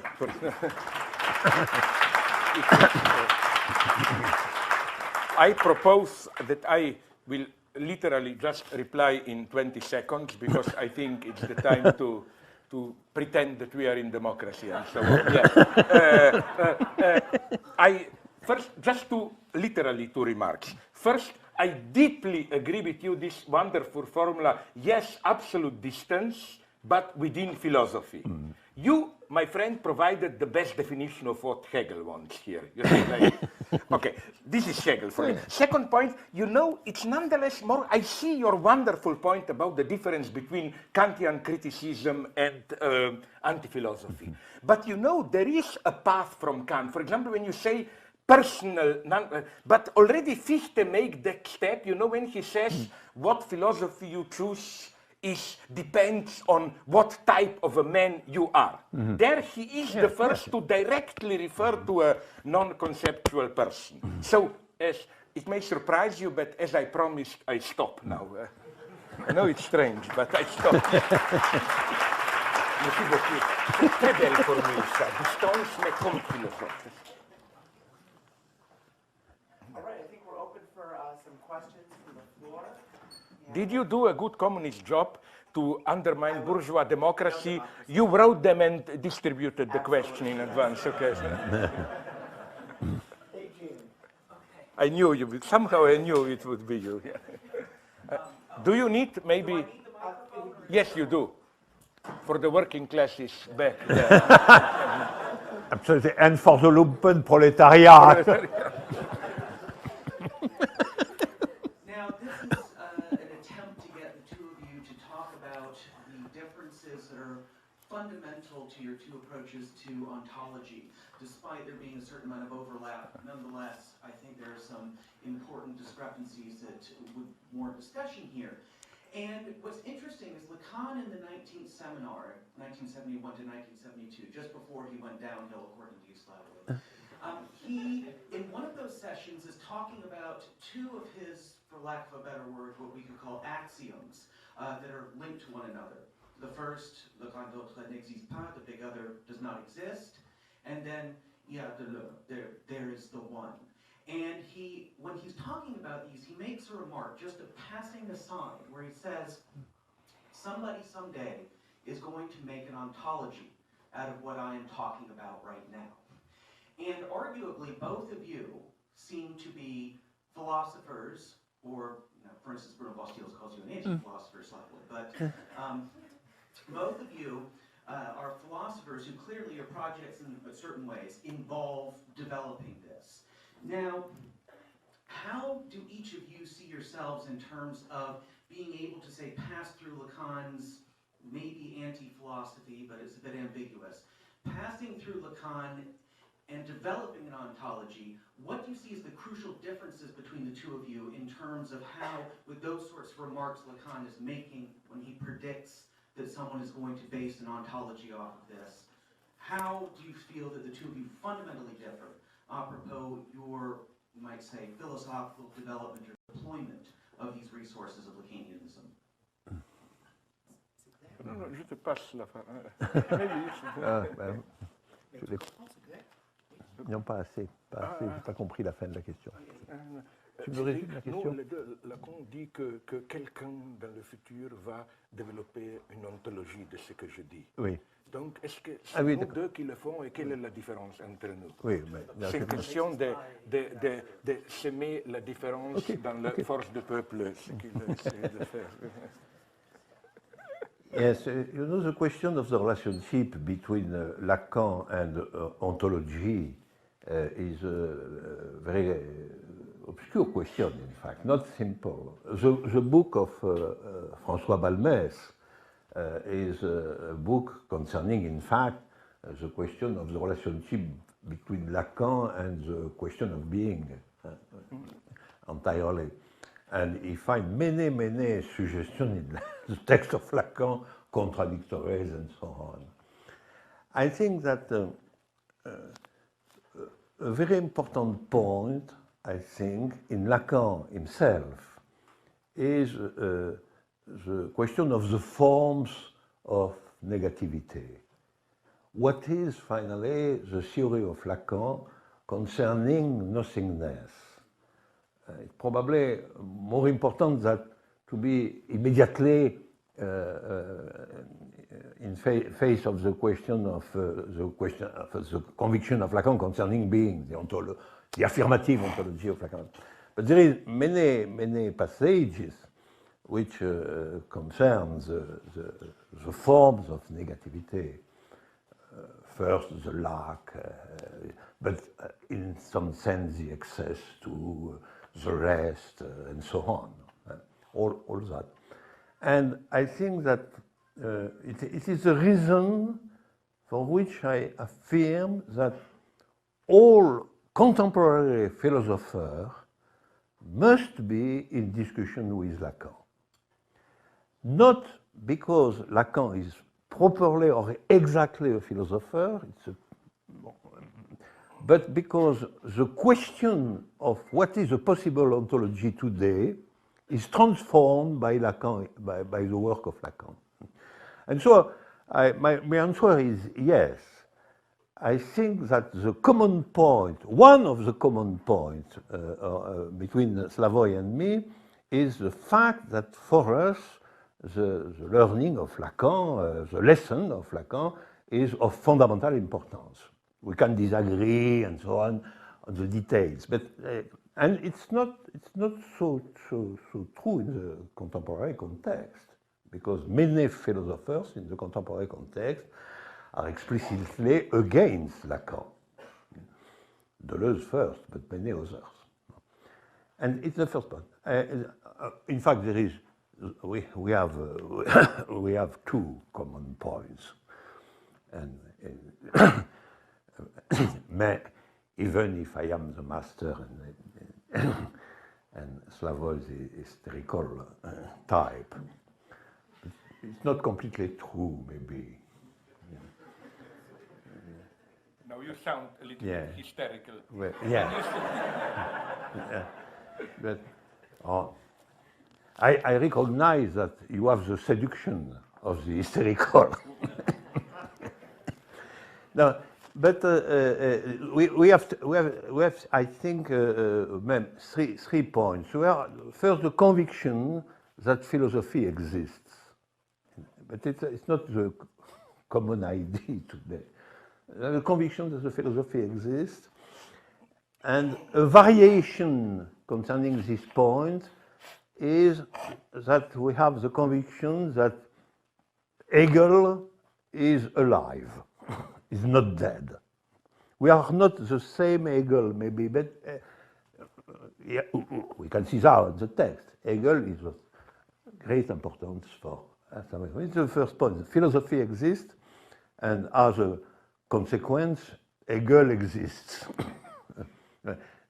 Second point, the question of revolution, communism, and so on is not dead. So we don't affirm the death of the sequence of the two last centuries. We know problems, difficulties, impasses, and so on. But our subjective conviction is that there is here something to continue. Something to continue, maybe in the dark, but to continue. To continue in the dark is not the same thing that to stop. The second point. No, I finish. Sorry. Not between the second and the third point.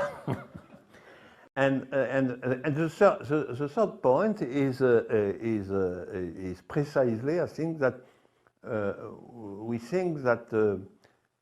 There is an ontological or metaphysical or philosophical question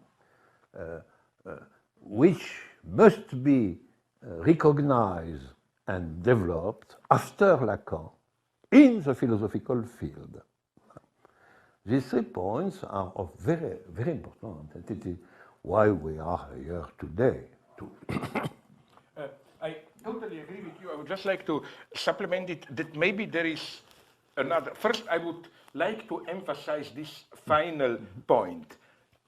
We both share the conviction that hopefully the era of so-called discourse analysis, where every fundamental ontological, even metaphysical question can be reduced to the question of historical discursive conditions. For example, for a typical Foucauldian, if you tell him, does a man have an immortal soul? He will immediately transform it into the question, under what discursive regime can you even ask this question? No? Simply, in a naive sense, how it touches the real and so on becomes totally irrelevant. The question is, under what discursive regime can you talk about this, and so on and so on. This is one thing we share. Another thing we both absolutely share is that we reject the topic of finitude as the ultimate horizon. We notice, both of us, the strange reversal with regard to 19th century, where usually infinity was the spiritual infinity idealism, finitude was concrete being materialism. Today, it's almost the opposite. obscurantism and spiritualism today are supported by the topic of finitude.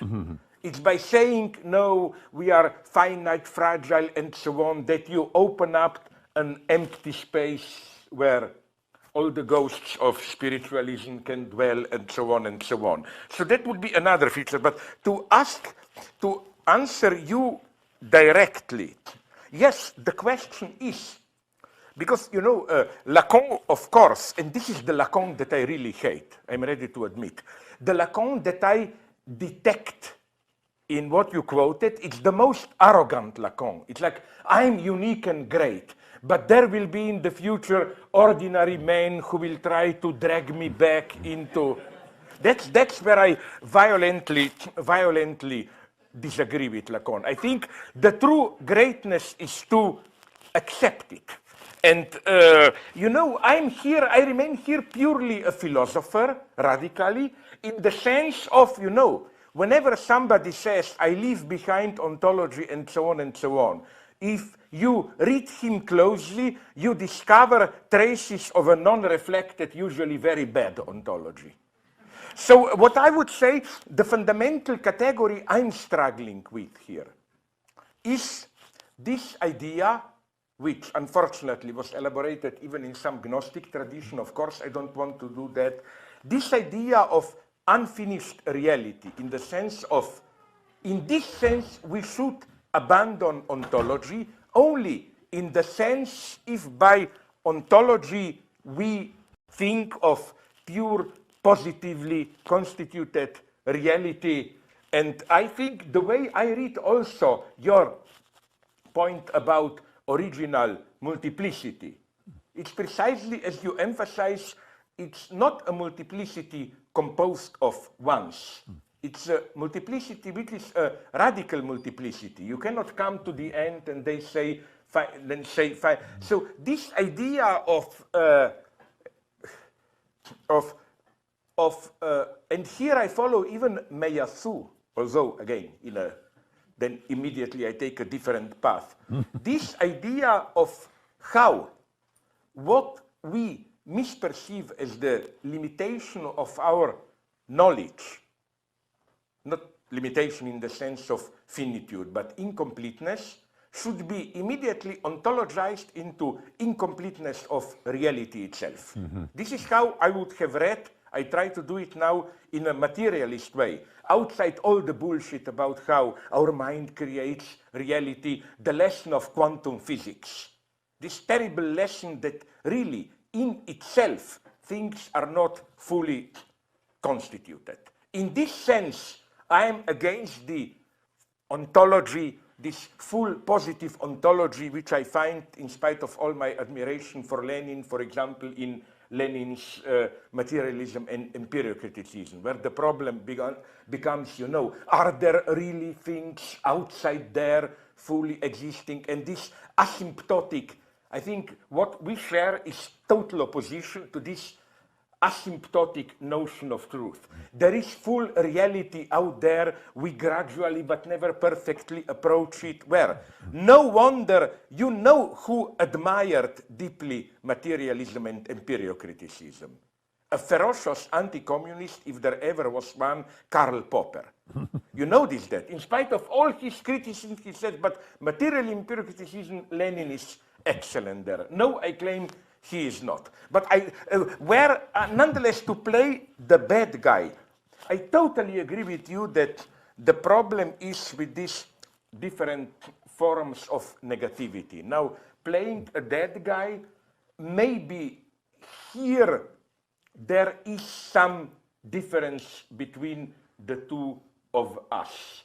Where you say multiplicity and void, I would try to read maybe more of some kind of negativity, which I take from Hegel into this void. Because I know you don't mean it in this way, but you know, my primordial fear is that, I'm not saying you do, but some people do, namely is to reading this multiplicity and void into a kind of Orientalist Buddhist position, you know, multiplicity of phenomena against the background of void as a kind of a zero primordial abyss and so on. That's not the void which is my void.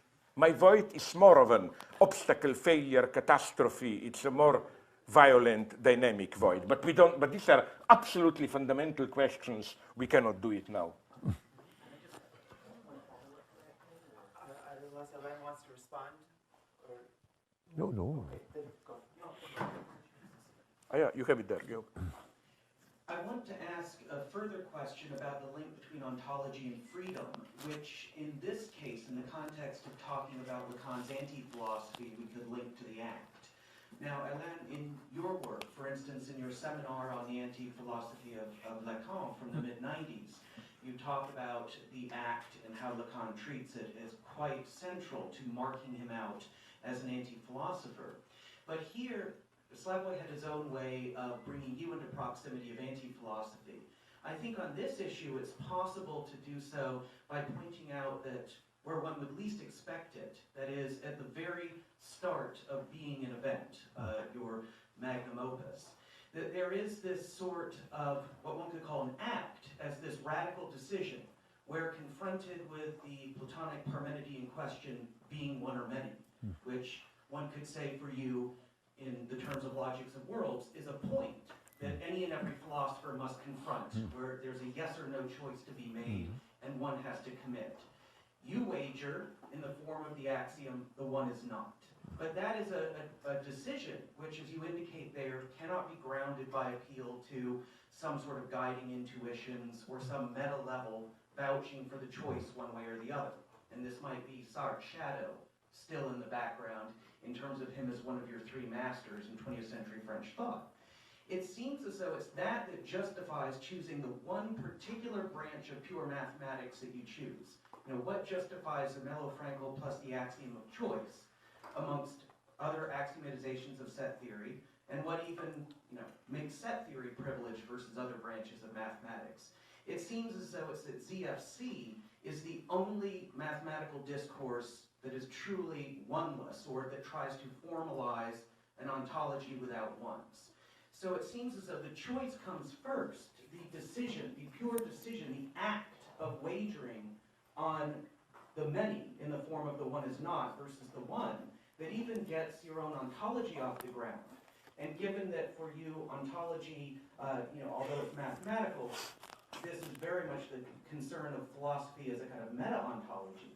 It would seem as though you're once again back in proximity with anti-philosophy in terms of there being this radical, ungrounded gesture, this decision in the face of a kind of ontological point that's your act that literally sets up the very architecture of being an event. And I'm wondering how you and then maybe... À peu près, oui, mais tu me redis quand même. Non, quand même, l'idée c'est que au début de l'être événement, Oui. comme tout fait choix d'une certaine ontologie, Oui, d'une certaine logique des ensembles, etc., est-ce que c'est pas quand même, comme dans l'antiphilosophie, ton choix fondamental, existentiel, acte de liberté?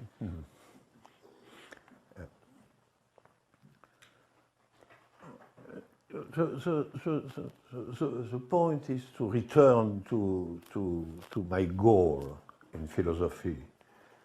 Why philosophy is for me something interesting. Finally, there is always something like that in every biography of a philosopher. And for me, the question of philosophy is the question of novelty, of creation, of how something new is possible in the world. Something which is not reducible to the repetition. In fact, I name repetition all the structures of the world as it is, all the inertia of the world. Okay. So, is there something which interrupts repetition? And what are the general conditions of that sort of interruption? And naturally, behind all that, we have the condition of the creation of a new trend in artistic creation, political revolution, love encounter, and so on, a new theory. All that are the concrete forms of novelty. So, you know, my problem is not the existence of something new, because for me it's a fact. There has been and there exists something new. There exists a great love, patience, artistic creations, scientific theory, and political revolutions. So my question is not the existence of novelty, but how something like that is possible, and how we can have a thinking of novelty. So it's a properly philosophical question, which comes, like Hegel says, after the truth. The truth exists, and the philosophical question comes in the evening, in the evening of the day of truth. So I accept this judgment. And to answer this question, how something new is possible, how we are not under the laws of repetition, we are not absolutely under the laws of repetition, I must propose an ontological framework. Because without an ontological framework, we cannot understand what is new, precisely. What is new, we must construct an ontology of repetition, precisely, of the universe of being as it is. And my decision concerning this ontology is not of the decision to take mathematics. The decision was that an ontology which is not a theological ontology, which is not under the potency of the one. That is my question. What is an ontology which is not under the potency of the one? I agree with Heidegger on this point, in a text which you can find in the big book concerning Nietzsche. That is, Heidegger says that finally we can define metaphysics by the potency of the one. So it's not only forgetting being and so on, it's more precise. The organization of the potency of the one, that is metaphysics. Okay. So if I love weakness and not potency, like Lacan said, I have to love multiplicity and not the one, and not the big potency of the one. So I propose an ontology of the pure multiplicities. And if we have an ontology of the pure multiplicities, the difficulty is that we have without one. So multiplicity of what? Not of elements. Multiplicity of multiplicities, like Slavoj. And it's at this point that I search in the direction of mathematics. Only at these points, when my conviction is that the contemporary ontology is by necessity an ontology of multiplicities. It's not mine only, it's also the conviction of Deleuze and many others, against the potency of the one, and radically, that is, multiplicity is multiplicities of multiplicities. And so there is no stopping point in the analysis of multiplicity. If something stops, we are in the void. There is nothing at all. Because if there is something, something is a multiplicity.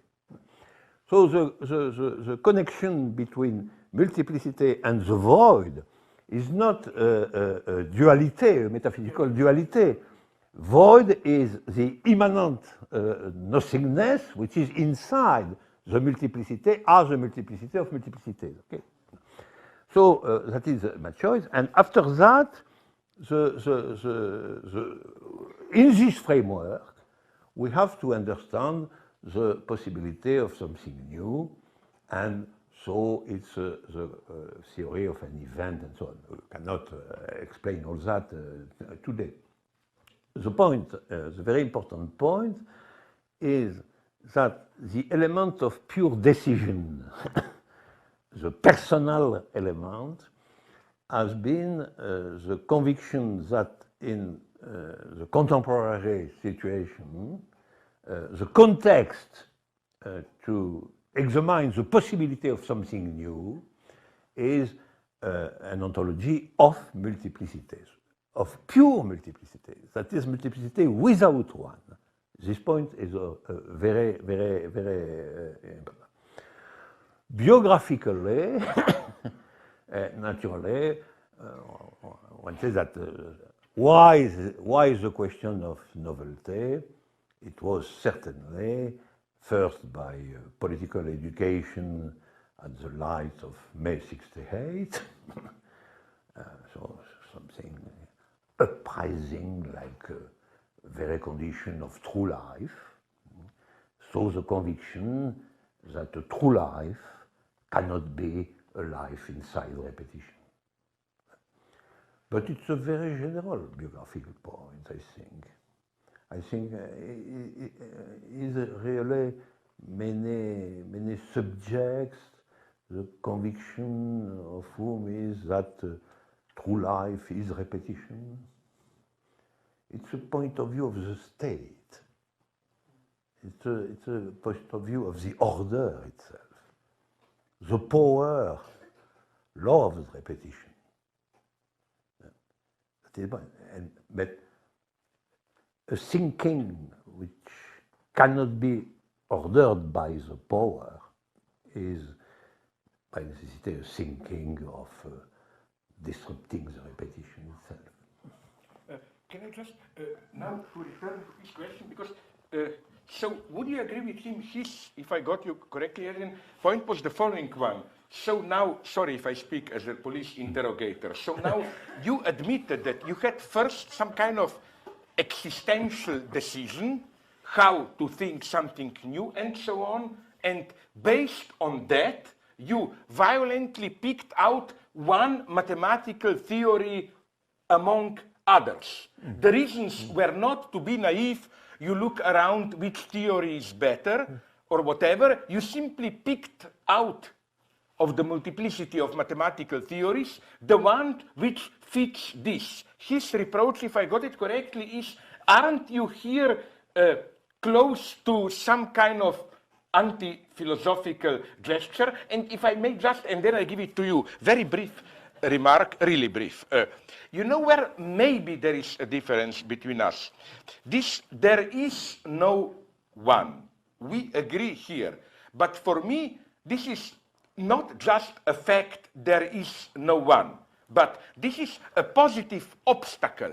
The one always fails, the failure of one, which gives us two, but not the two of this Oriental bullshit, yin-yang imbalance. So my problem would be, I put it in very abstract terms, I would like to have in your multiplicity already some form of the two. Two is crucial. I agree here with you often, but I stop here. Well, it's a technical question. Maybe it's a too technical question. Oh, okay. Precisely, the form of the two in the pure multiplicity is a distinction between element and party, element and subset. Yeah. And the distinction between how a subset in the set and how an element in the set inscribes in the multiplicity itself a fundamental duality. And the development of this duality is of capital importance in being an event, naturally, because finally it's also the question of the state, the question of the excess, and also the question of what is a generic set, that is the ontological form of a truth. But yes, I agree with the question. Naturally, when I am in the question, how can I think a multiplicity which is a multiplicity of multiplicities, and if I do a choice in different possibilities in set theory, my choice will be Zermelo-Fraenkel theory of sets, and not a theory of sets with atoms, which exists too. So there exists some theory of sets where elements are atoms, so with one inside the multiplicity. So I take a theory of sets without atoms, c'est-à-dire without one. And so after that, we have that sort of dialectics, singular dialectics, between multiplicity and the void, and not between multiplicity and the one. That is certainly a technical choice, because in fact it is possible to construct a theory of sets in the mathematical field with atoms. Because it's not the choice of Democritus or Epicure. It's not multiplicity of atoms and the void. That is very important. It's in immanent dialectics of multiplicity and the void by the mediation of the fact that multiplicity is always multiplicity of multiplicities. But in the classical atomistic materialism, it's not the case. Because in atomistic materialism, multiplicity is multiplicity of ones, atoms. And the void is a general context in which we have atoms, precisely. So it's not that sort of atomistic materialism, it's something else, but naturally it's a choice. But it's a choice which is, I think, not really biographical, existential, or a tragic choice, like the question for Kierkegaard of marriage. It's not exactly like the question of Kierkegaard of marriage with Regine. It's a more quiet question and more technical. It is why I don't think that it is really a trace of anti-philosophy.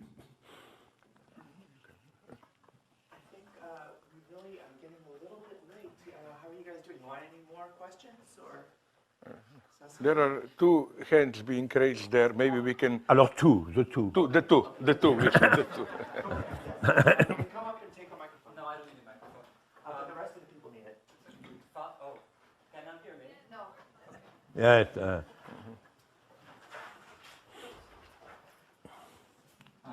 Following your remarks, do you really think that class struggle must continue in the dark? I understand class struggle as real, and the Bartleby politics that Mr. Zizek refers to, I prefer not to. But is there not some way to teach the act? I mean, maybe not in a university setting or as discourse, but in the Mojave Desert now we run workshops called The New Everyday Life, where we teach leatherworking and biodiesel mechanics and beer making and things like this. Does this fall into neo-anarchism, like Simon Critchley or something? Must we seize the state to have a pure act, or can we teach the act on a smaller scale?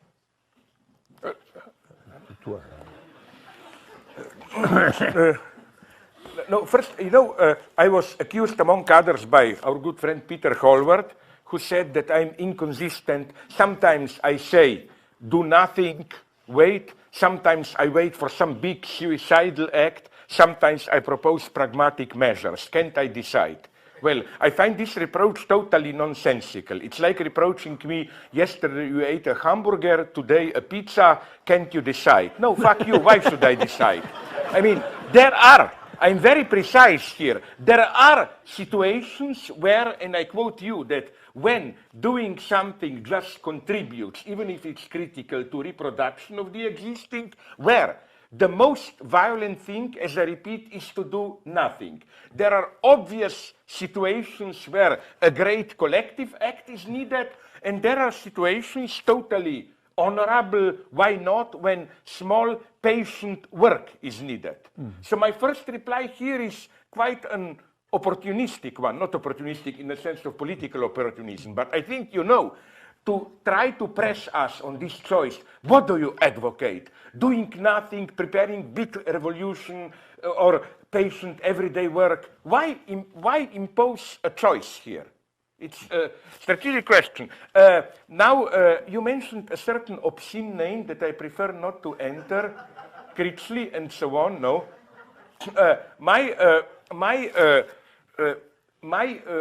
My problem with that one is simply that what he describes is for me a way too comfortable position.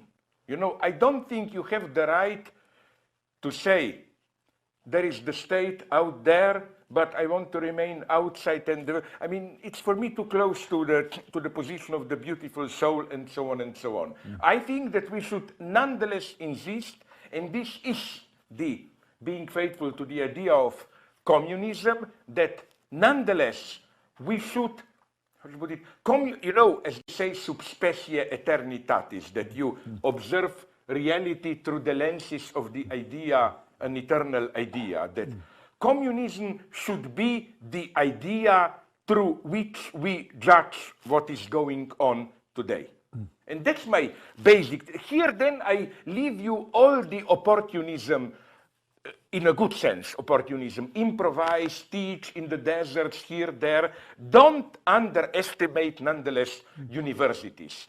I think that what you suffer here now, with all this financial crisis, in Europe, even worse, so-called Bologna reform, more and more, you know, universities are becoming a bastion of something which threatens the predominant form of domination, which is why more and more they try to streamline, to make universities, as they put it, you know, it's very popular in Europe to say today, universities shouldn't be an ivory towers of knowledge which is of no use to anyone. They should serve concrete needs of the, you know, this to don't be ashamed of university knowledge. It's getting more and more precious, and I claim we need it more than ever today.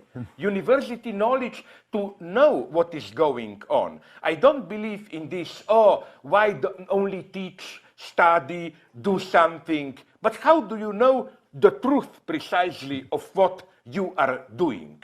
It's more and more needed. We need theory more than ever. I don't believe this would be for me anti-philosophy in a bad sense.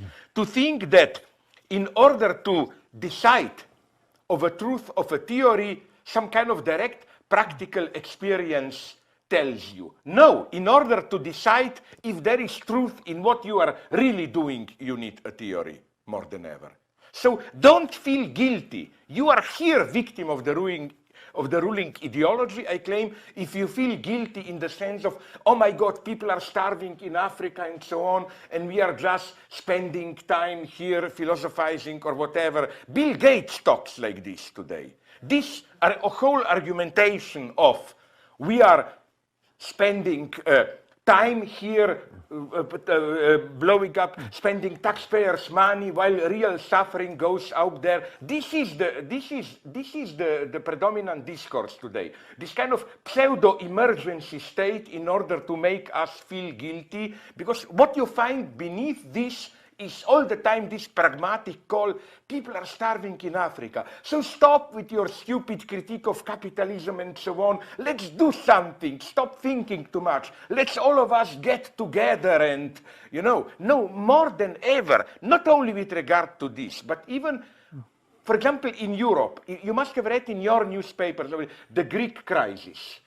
It's very sad. You know, some of our Trotskyite friends are already in their pre-orgasmic state. You see, it's almost here, the revolution will happen. No, it is not. What depresses me most is that it's just a protest.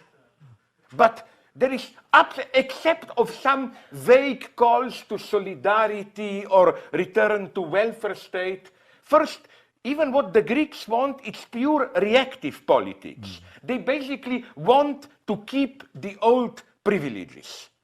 And even here, you know, here even, this is horrible to say, my Greek friends will probably lynch me. But, you know, for example, in Slovenia, you know, it sounds very nice, solidarity with Greece. But wait a minute, in Slovenia, trade unions opposed any help to Greece, with a very rational argumentation, which is also egotistic but interesting. They compared the price, not only the real purchase power, but even, because this is even better for the Greeks, but the average income of a Greek worker, even after all these austerity measures. And they discovered it's still 40% higher, will be, after all these austerity measures, than the income of an average Slovene worker. So they are telling us, we solidarity with Greeks, so now we should give money to Greeks. Okay, what about other East European countries and so on and so on? In other words, now I will say something really horrible for which you will maybe even proclaim to be a secret right-winger or what. I think there is also an element of truth in the fact that Greeks were effectively living off European Union donations and enjoying an extremely high level of protection and so on, which you don't find in other European nations, in the West or in the East. For example, do you know that the average time a Greek worker retires is 53 years of age? Do you know that in many now I will sound like right-winger, but my point is not let's take from them. My point is that it's absolutely crucial here, that's my point, to, I put it this way. Some people in Europe, leftists, think that the lesson of this crisis is European Union is bad, it's the organ of international financial capital, and that the solution for the left is strong nation state, like dealing from international. I think it's more than ever necessary to counter international capital with forms also of solidarity, and here we should be international solidarity of the workers and so on and so on. This is absolutely crucial today to avoid this trap of nation state, this withdrawal to nation state, and then you get here an extremely obscene versions which shocked me, like some high-level British leftists, I will not name them, look at the editorial board of New Left Review, seriously flirt with the idea of supporting Václav Klaus, who is now the president of the Czech Republic, pure neoliberal right-winger, and from this right-wing position, as a threat to liberty, he opposes European Union. And they claim, no, the crucial thing of the left today is to oppose European Union and have a stronger nation state. What if Klaus is really one of us and he just pretends to be a neo-market liberal to pass this basic progressive idea of undermining European Union? I think this path is a catastrophe. I think that it's so important to insist that since capital is global, the only way to counter it, it's not nation. If we found resistance at nation-state levels, then this is the ideal field of the capital, which then can play one nation against the other, outsourcing and all those games. Everything will be decided at this level. And here again, we need theory. What they need in Greece is theory. That's so depressing for me if you follow the Greek events. Absolutely. It's just, you know, popular fury. So what I am afraid is that when people will be disappointed by the impotence of leftist demands, you will get the right-wingers. You will get other types of national. And this is the true catastrophe of the European left today, as I like to repeat. How, my God, this old polarity of two main parties which address all the population, center-right, center-left, and then some fringe parties, is being replaced by another polarity. One big, let's call it liberal capitalist party, usually tolerant, pro-abortion, blah, blah. And then the only opposition, a violent anti-immigrant, openly racist party. It's happening, that's the catastrophe, in Eastern Europe, serially, Romania, Hungary, even in the West, Belgium, Netherlands, and so on and so on. And again, in this situation, again, theory is needed absolutely. So don't fall into this romantic of some kind of how to put it, immediate, authentic action, and so on and so on. It's absolutely crucial today more than ever, I claim, to stick to theory. So don't be ashamed that you are here. You are privileged, but then instead of, in this typical petit bourgeois way, feeling guilty of, oh, people are starving and I'm here spending, use your privilege to learn, to study, and so on, and do something. Remind the audience about the Middlesex fight that's going on. Yeah, another example, yes, Middlesex University, philosophy department cancelled. Here you can see how real are these struggles, my God.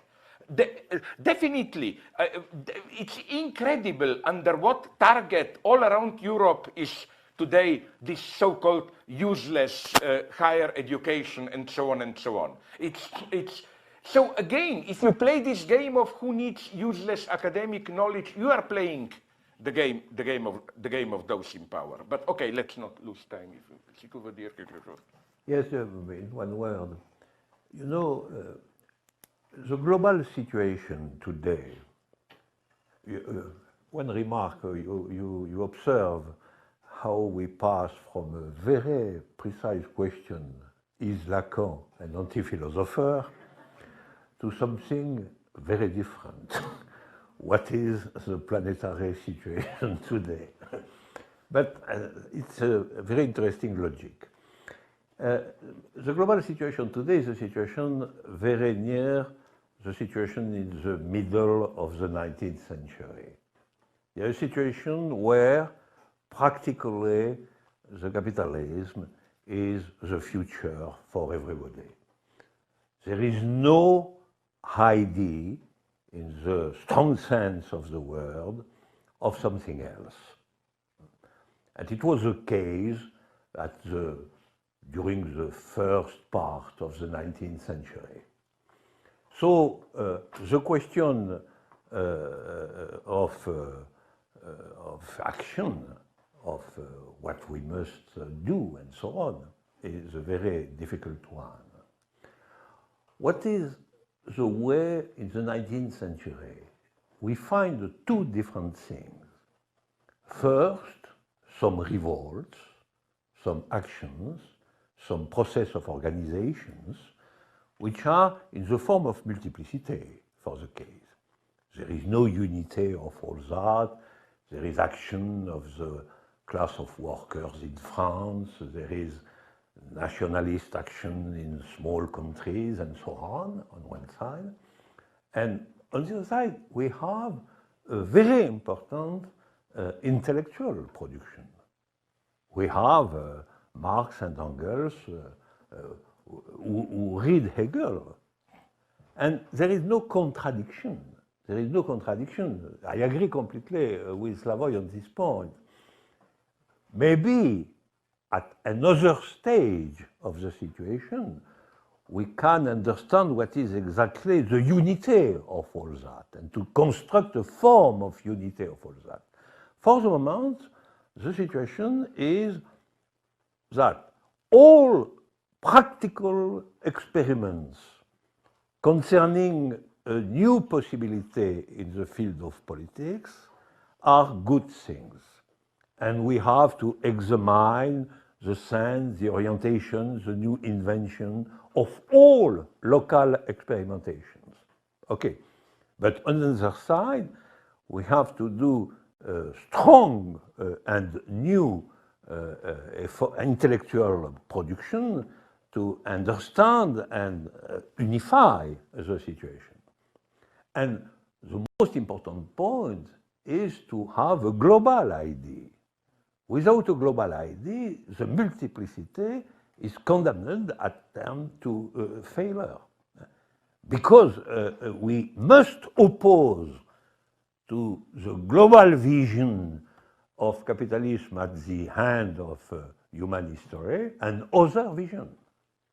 It's an obligation.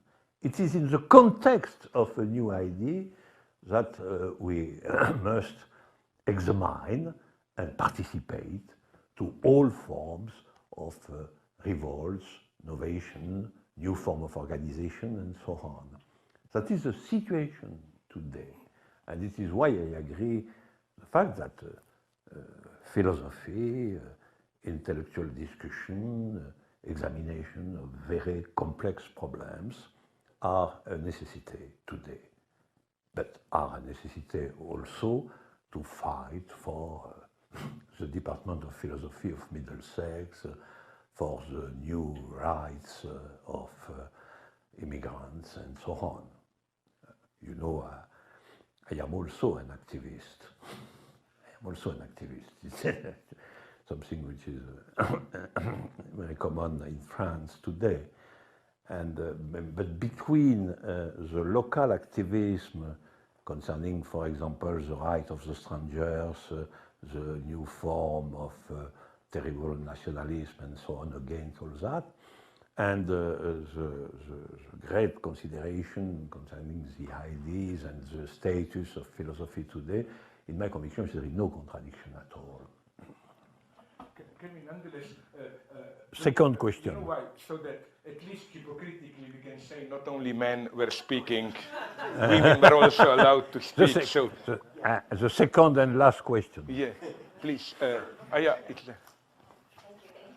Versus faith. Faith, like...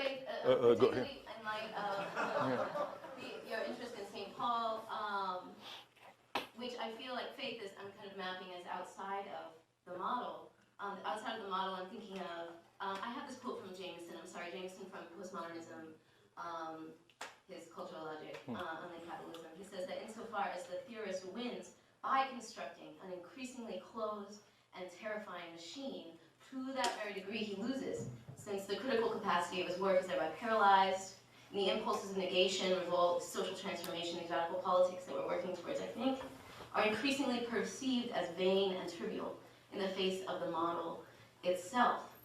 And so that theme, I just don't understand it. I see it as a formalism. You're saying that, you know, this knowledge of the real that is perhaps unknown can be transmitted in this anti-mystical way. An anti-mystical way that I think then resurrects this dichotomy by this reliance on proof. Because all we can do is think the act, is this not then a ceiling or horizon of the act itself? This anti-mystical then ascribes to this structural mythos, like informalizing another symbology, this mathematical symbology. This evening or dusk of truth, isn't the asymptote itself that we're talking about, this ceiling, that all we can do is think the act? That theory still exists and is important.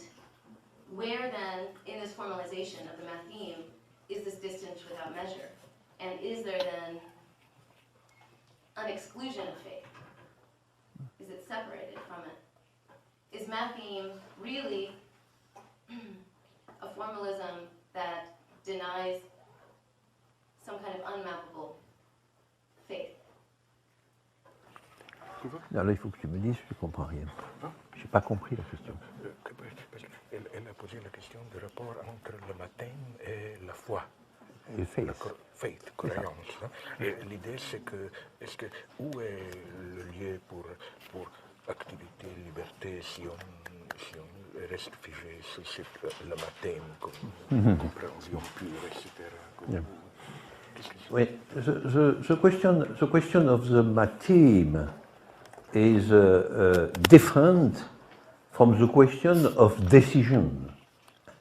Matim is only a question of transmission. That is a formalization to transmit to others an act which is without concept and without normal language to transmit it. So Matim is only a formalization of something with the goal to transmit all that to others. The question of the decision is different, and the question of decision is really the question of becoming a subject. The name faith in Paul, what is the content of the name, of the word faith? The content is that we accept the event. For Paul, there is nothing else in faith, only to accept the event.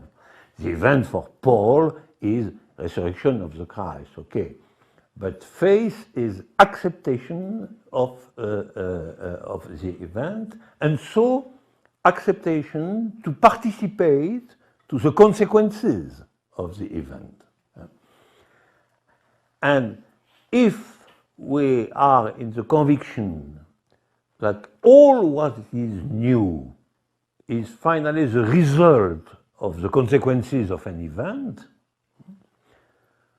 we have by necessity this form of subjectivity which can be named a faith. There is no objection to this name. Why not faith?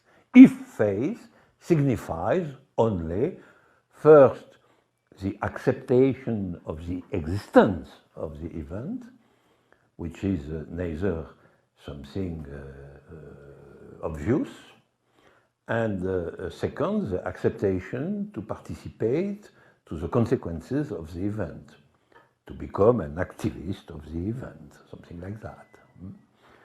And so there is no contradiction between three terms.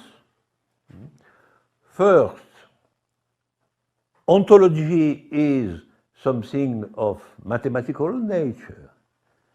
So being as being is not a question of faith, of miracle, or of human existence. Being qua being is a structure that we can think across a mathematical disposition.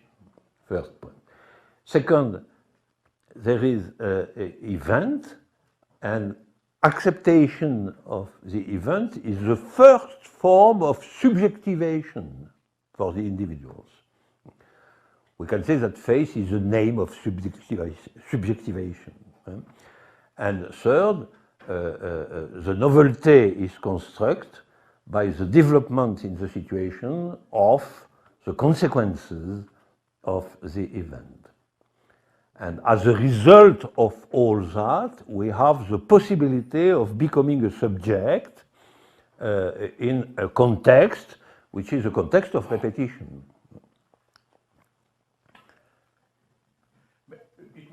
I was deeply impressed by your question because I feel I know what is bothering you. Maybe we should have explained more how Matim functions. For example, if I ask myself to give if I'm asked to give a clear, simple idea of Matem, I always tell people, think about quantum physics. As everybody knows, Richard Feynman repeated this all the time. Nobody can understand quantum physics, and it doesn't mean we all bluff. It means these are certain formulas which work. If by understanding we mean, and this is ultimately what understanding means, translating this formula into our everyday experience of reality, you cannot do it. It resists translation into the universe of meaning. And if you want a political dimension to it, I would have said that maybe, just maybe, capitalism is more and more working in this way as a matheme. That is to say, more and more it works as some kind of a global machinery, and that the fact that it cannot be understood is what you said when you proposed a wonderful thesis that capitalism is the first worldless civilization. What all these paranoid theories, right-wing or leftist cultural theorists, try to do is to reduce capitalism to a certain world of meaning. It's European capitalism, or it's the Jewish plot, or whatever. You want a concrete, what you cannot accept is just that it's a kind of a meaningless formula which works with all civilizations. You can have Catholic capitalism, Protestant, Chinese capitalism, Confucian, very successful today, as we know. And we have to, this would be to touch the real of capitalism, to render visible this irreducible gap between the real and all attempts to provide a meaning to it. Like that's the seduction of Catholic Church today. Basically, they are telling you, we know you experience capitalism as some horrible, meaningful, expanded reproduction. Follow us, and we will allow you, as you put it, to have a cake and eat it. That is to say, you will have capitalism, but if you follow us and don't do it too radically, no stem cell research, not too much, whatever, if you keep it under certain limits, we will enable you nonetheless to live in a meaningful universe, and so on and so on. So this would be a very political, that the first task of the left is to abandon, again, either in the right-wing predominant forum of we should keep our cultural national identity, or in the left-wing forum. This is why I reject all this bullshit about capitalism, Eurocentrism. No, the problem of capitalism today is precisely it's no longer Eurocentric. It truly is a neutral machine. And this is what gives a boost to Western new nationalism. They finally got it that, you know, it can really work in Singapore and China, maybe even better than it works here. So you see, this would be, again, one example of, I think, very nice one of this gap that you mentioned. Not to see capitalism as this real of a certain self-reproducing, again, market mechanism, which for contingent reasons it was born in Europe. But there is no deeper truth in it. It's not that, you know, we learn something deep about capitalism if we reduce it to its contingent historical origins. No, this precisely is not the truth. The truth is that it cut the links, that it's today a universal machine. So this would be, again, for me, if you want, in a very naive way, almost a practical use of this distinction between a world horizon and capitalism as worldless. Which is why I think, and this is an old polemic, I tend to be opposed to what is very popular today everywhere, in China today, in India, in all these places. They almost lynched me because I attacked this idea. They all dream about alternate modernity. Like, you in the West screwed it up, we will do it in our way.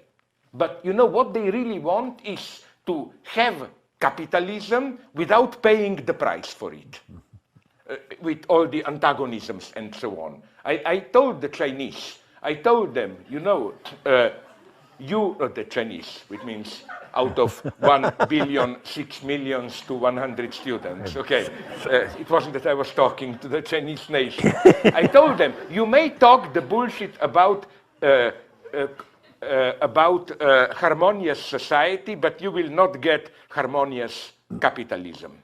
And even in India, I discovered, to my horror, to what extent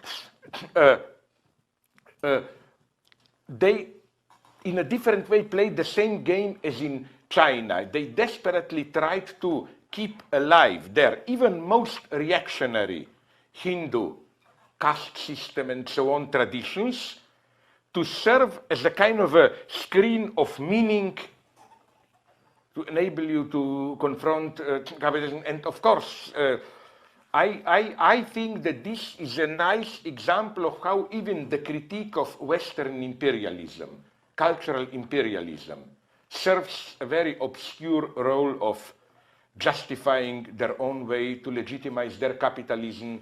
And to cut the long story short, why am I so opposed to so-called alternate modernity? Because, you know, as I always repeat it, in Europe, we had one big alternate modernity in the 20th century. It was called fascism. Fascism was precisely alternate modernity.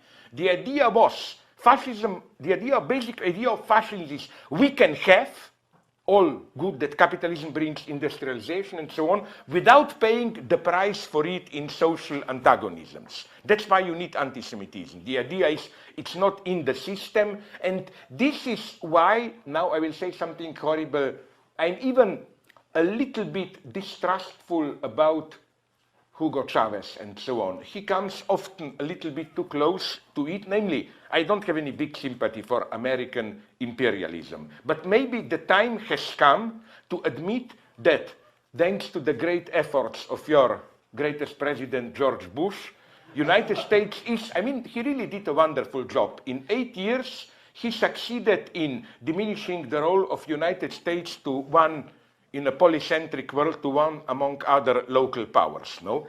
But what this means, I will tell you something horrible, but you should like it, is that, you know, it's no longer always absolutely automatically that United States are the bad guy. This also means a polycentric world, like with all my still admiration for China and so on.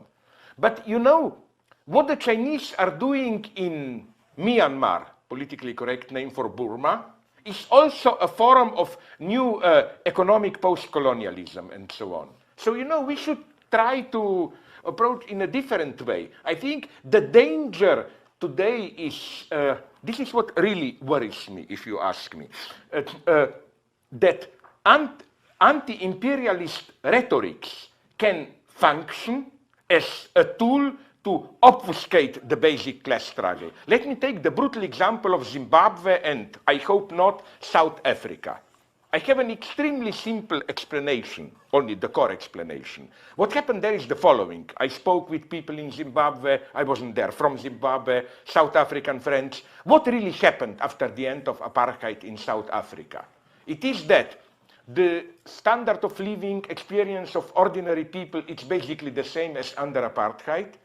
Maybe in some tiny circles a little bit better, but at the same time worse, because there is much more uncertainty, crime, and so on. The only thing that really changed is that you have a new black rich class which joined the white class. Now, to counter the disappointment of the ordinary people, the big temptation and to obfuscate the class struggle, the big temptation of the new black ruling class is to play the race card. Is to claim you are no better because we are really still enslaved to Western imperialism, blah, blah, blah. No, sorry, I disagree here. I claim this is the worst attempt. This is why I tried to give Mugabe a chance. I spoke with my friends there, and they told me, who are leftists, radical, and they told me, no, unfortunately, critique of Mugabe is not just Western media attacking. Zimbabwe is the pure case of this. The new black elite playing the race card in order to avoid precisely the new class confrontation. And if this will be the future, this nationalist regimes and so on, then it's really sad. We really need what you said, confronting capitalism at its own level, outside this particular frames, against this, against that, and so on, and so on. But maybe we talk too much. No. Tu veux conclure avec un grand mot? No. No. We were, is it 5? We were 3 hours. We are approaching these long Maoist sessions, you know, of self-criticism and so on. I think I were in Cuba, right? Sorry? In Cuba, go all night. In Cuba, it's even, but this is why French call me Fidel, you know, like, I talk too much, but in Cuba, no, it's better there. When I was there, Fidel gave a speech which lasted 2 hours, and everybody was in a panic, like, is he dying or what, you know? Usually it's 6, 7 hours, no?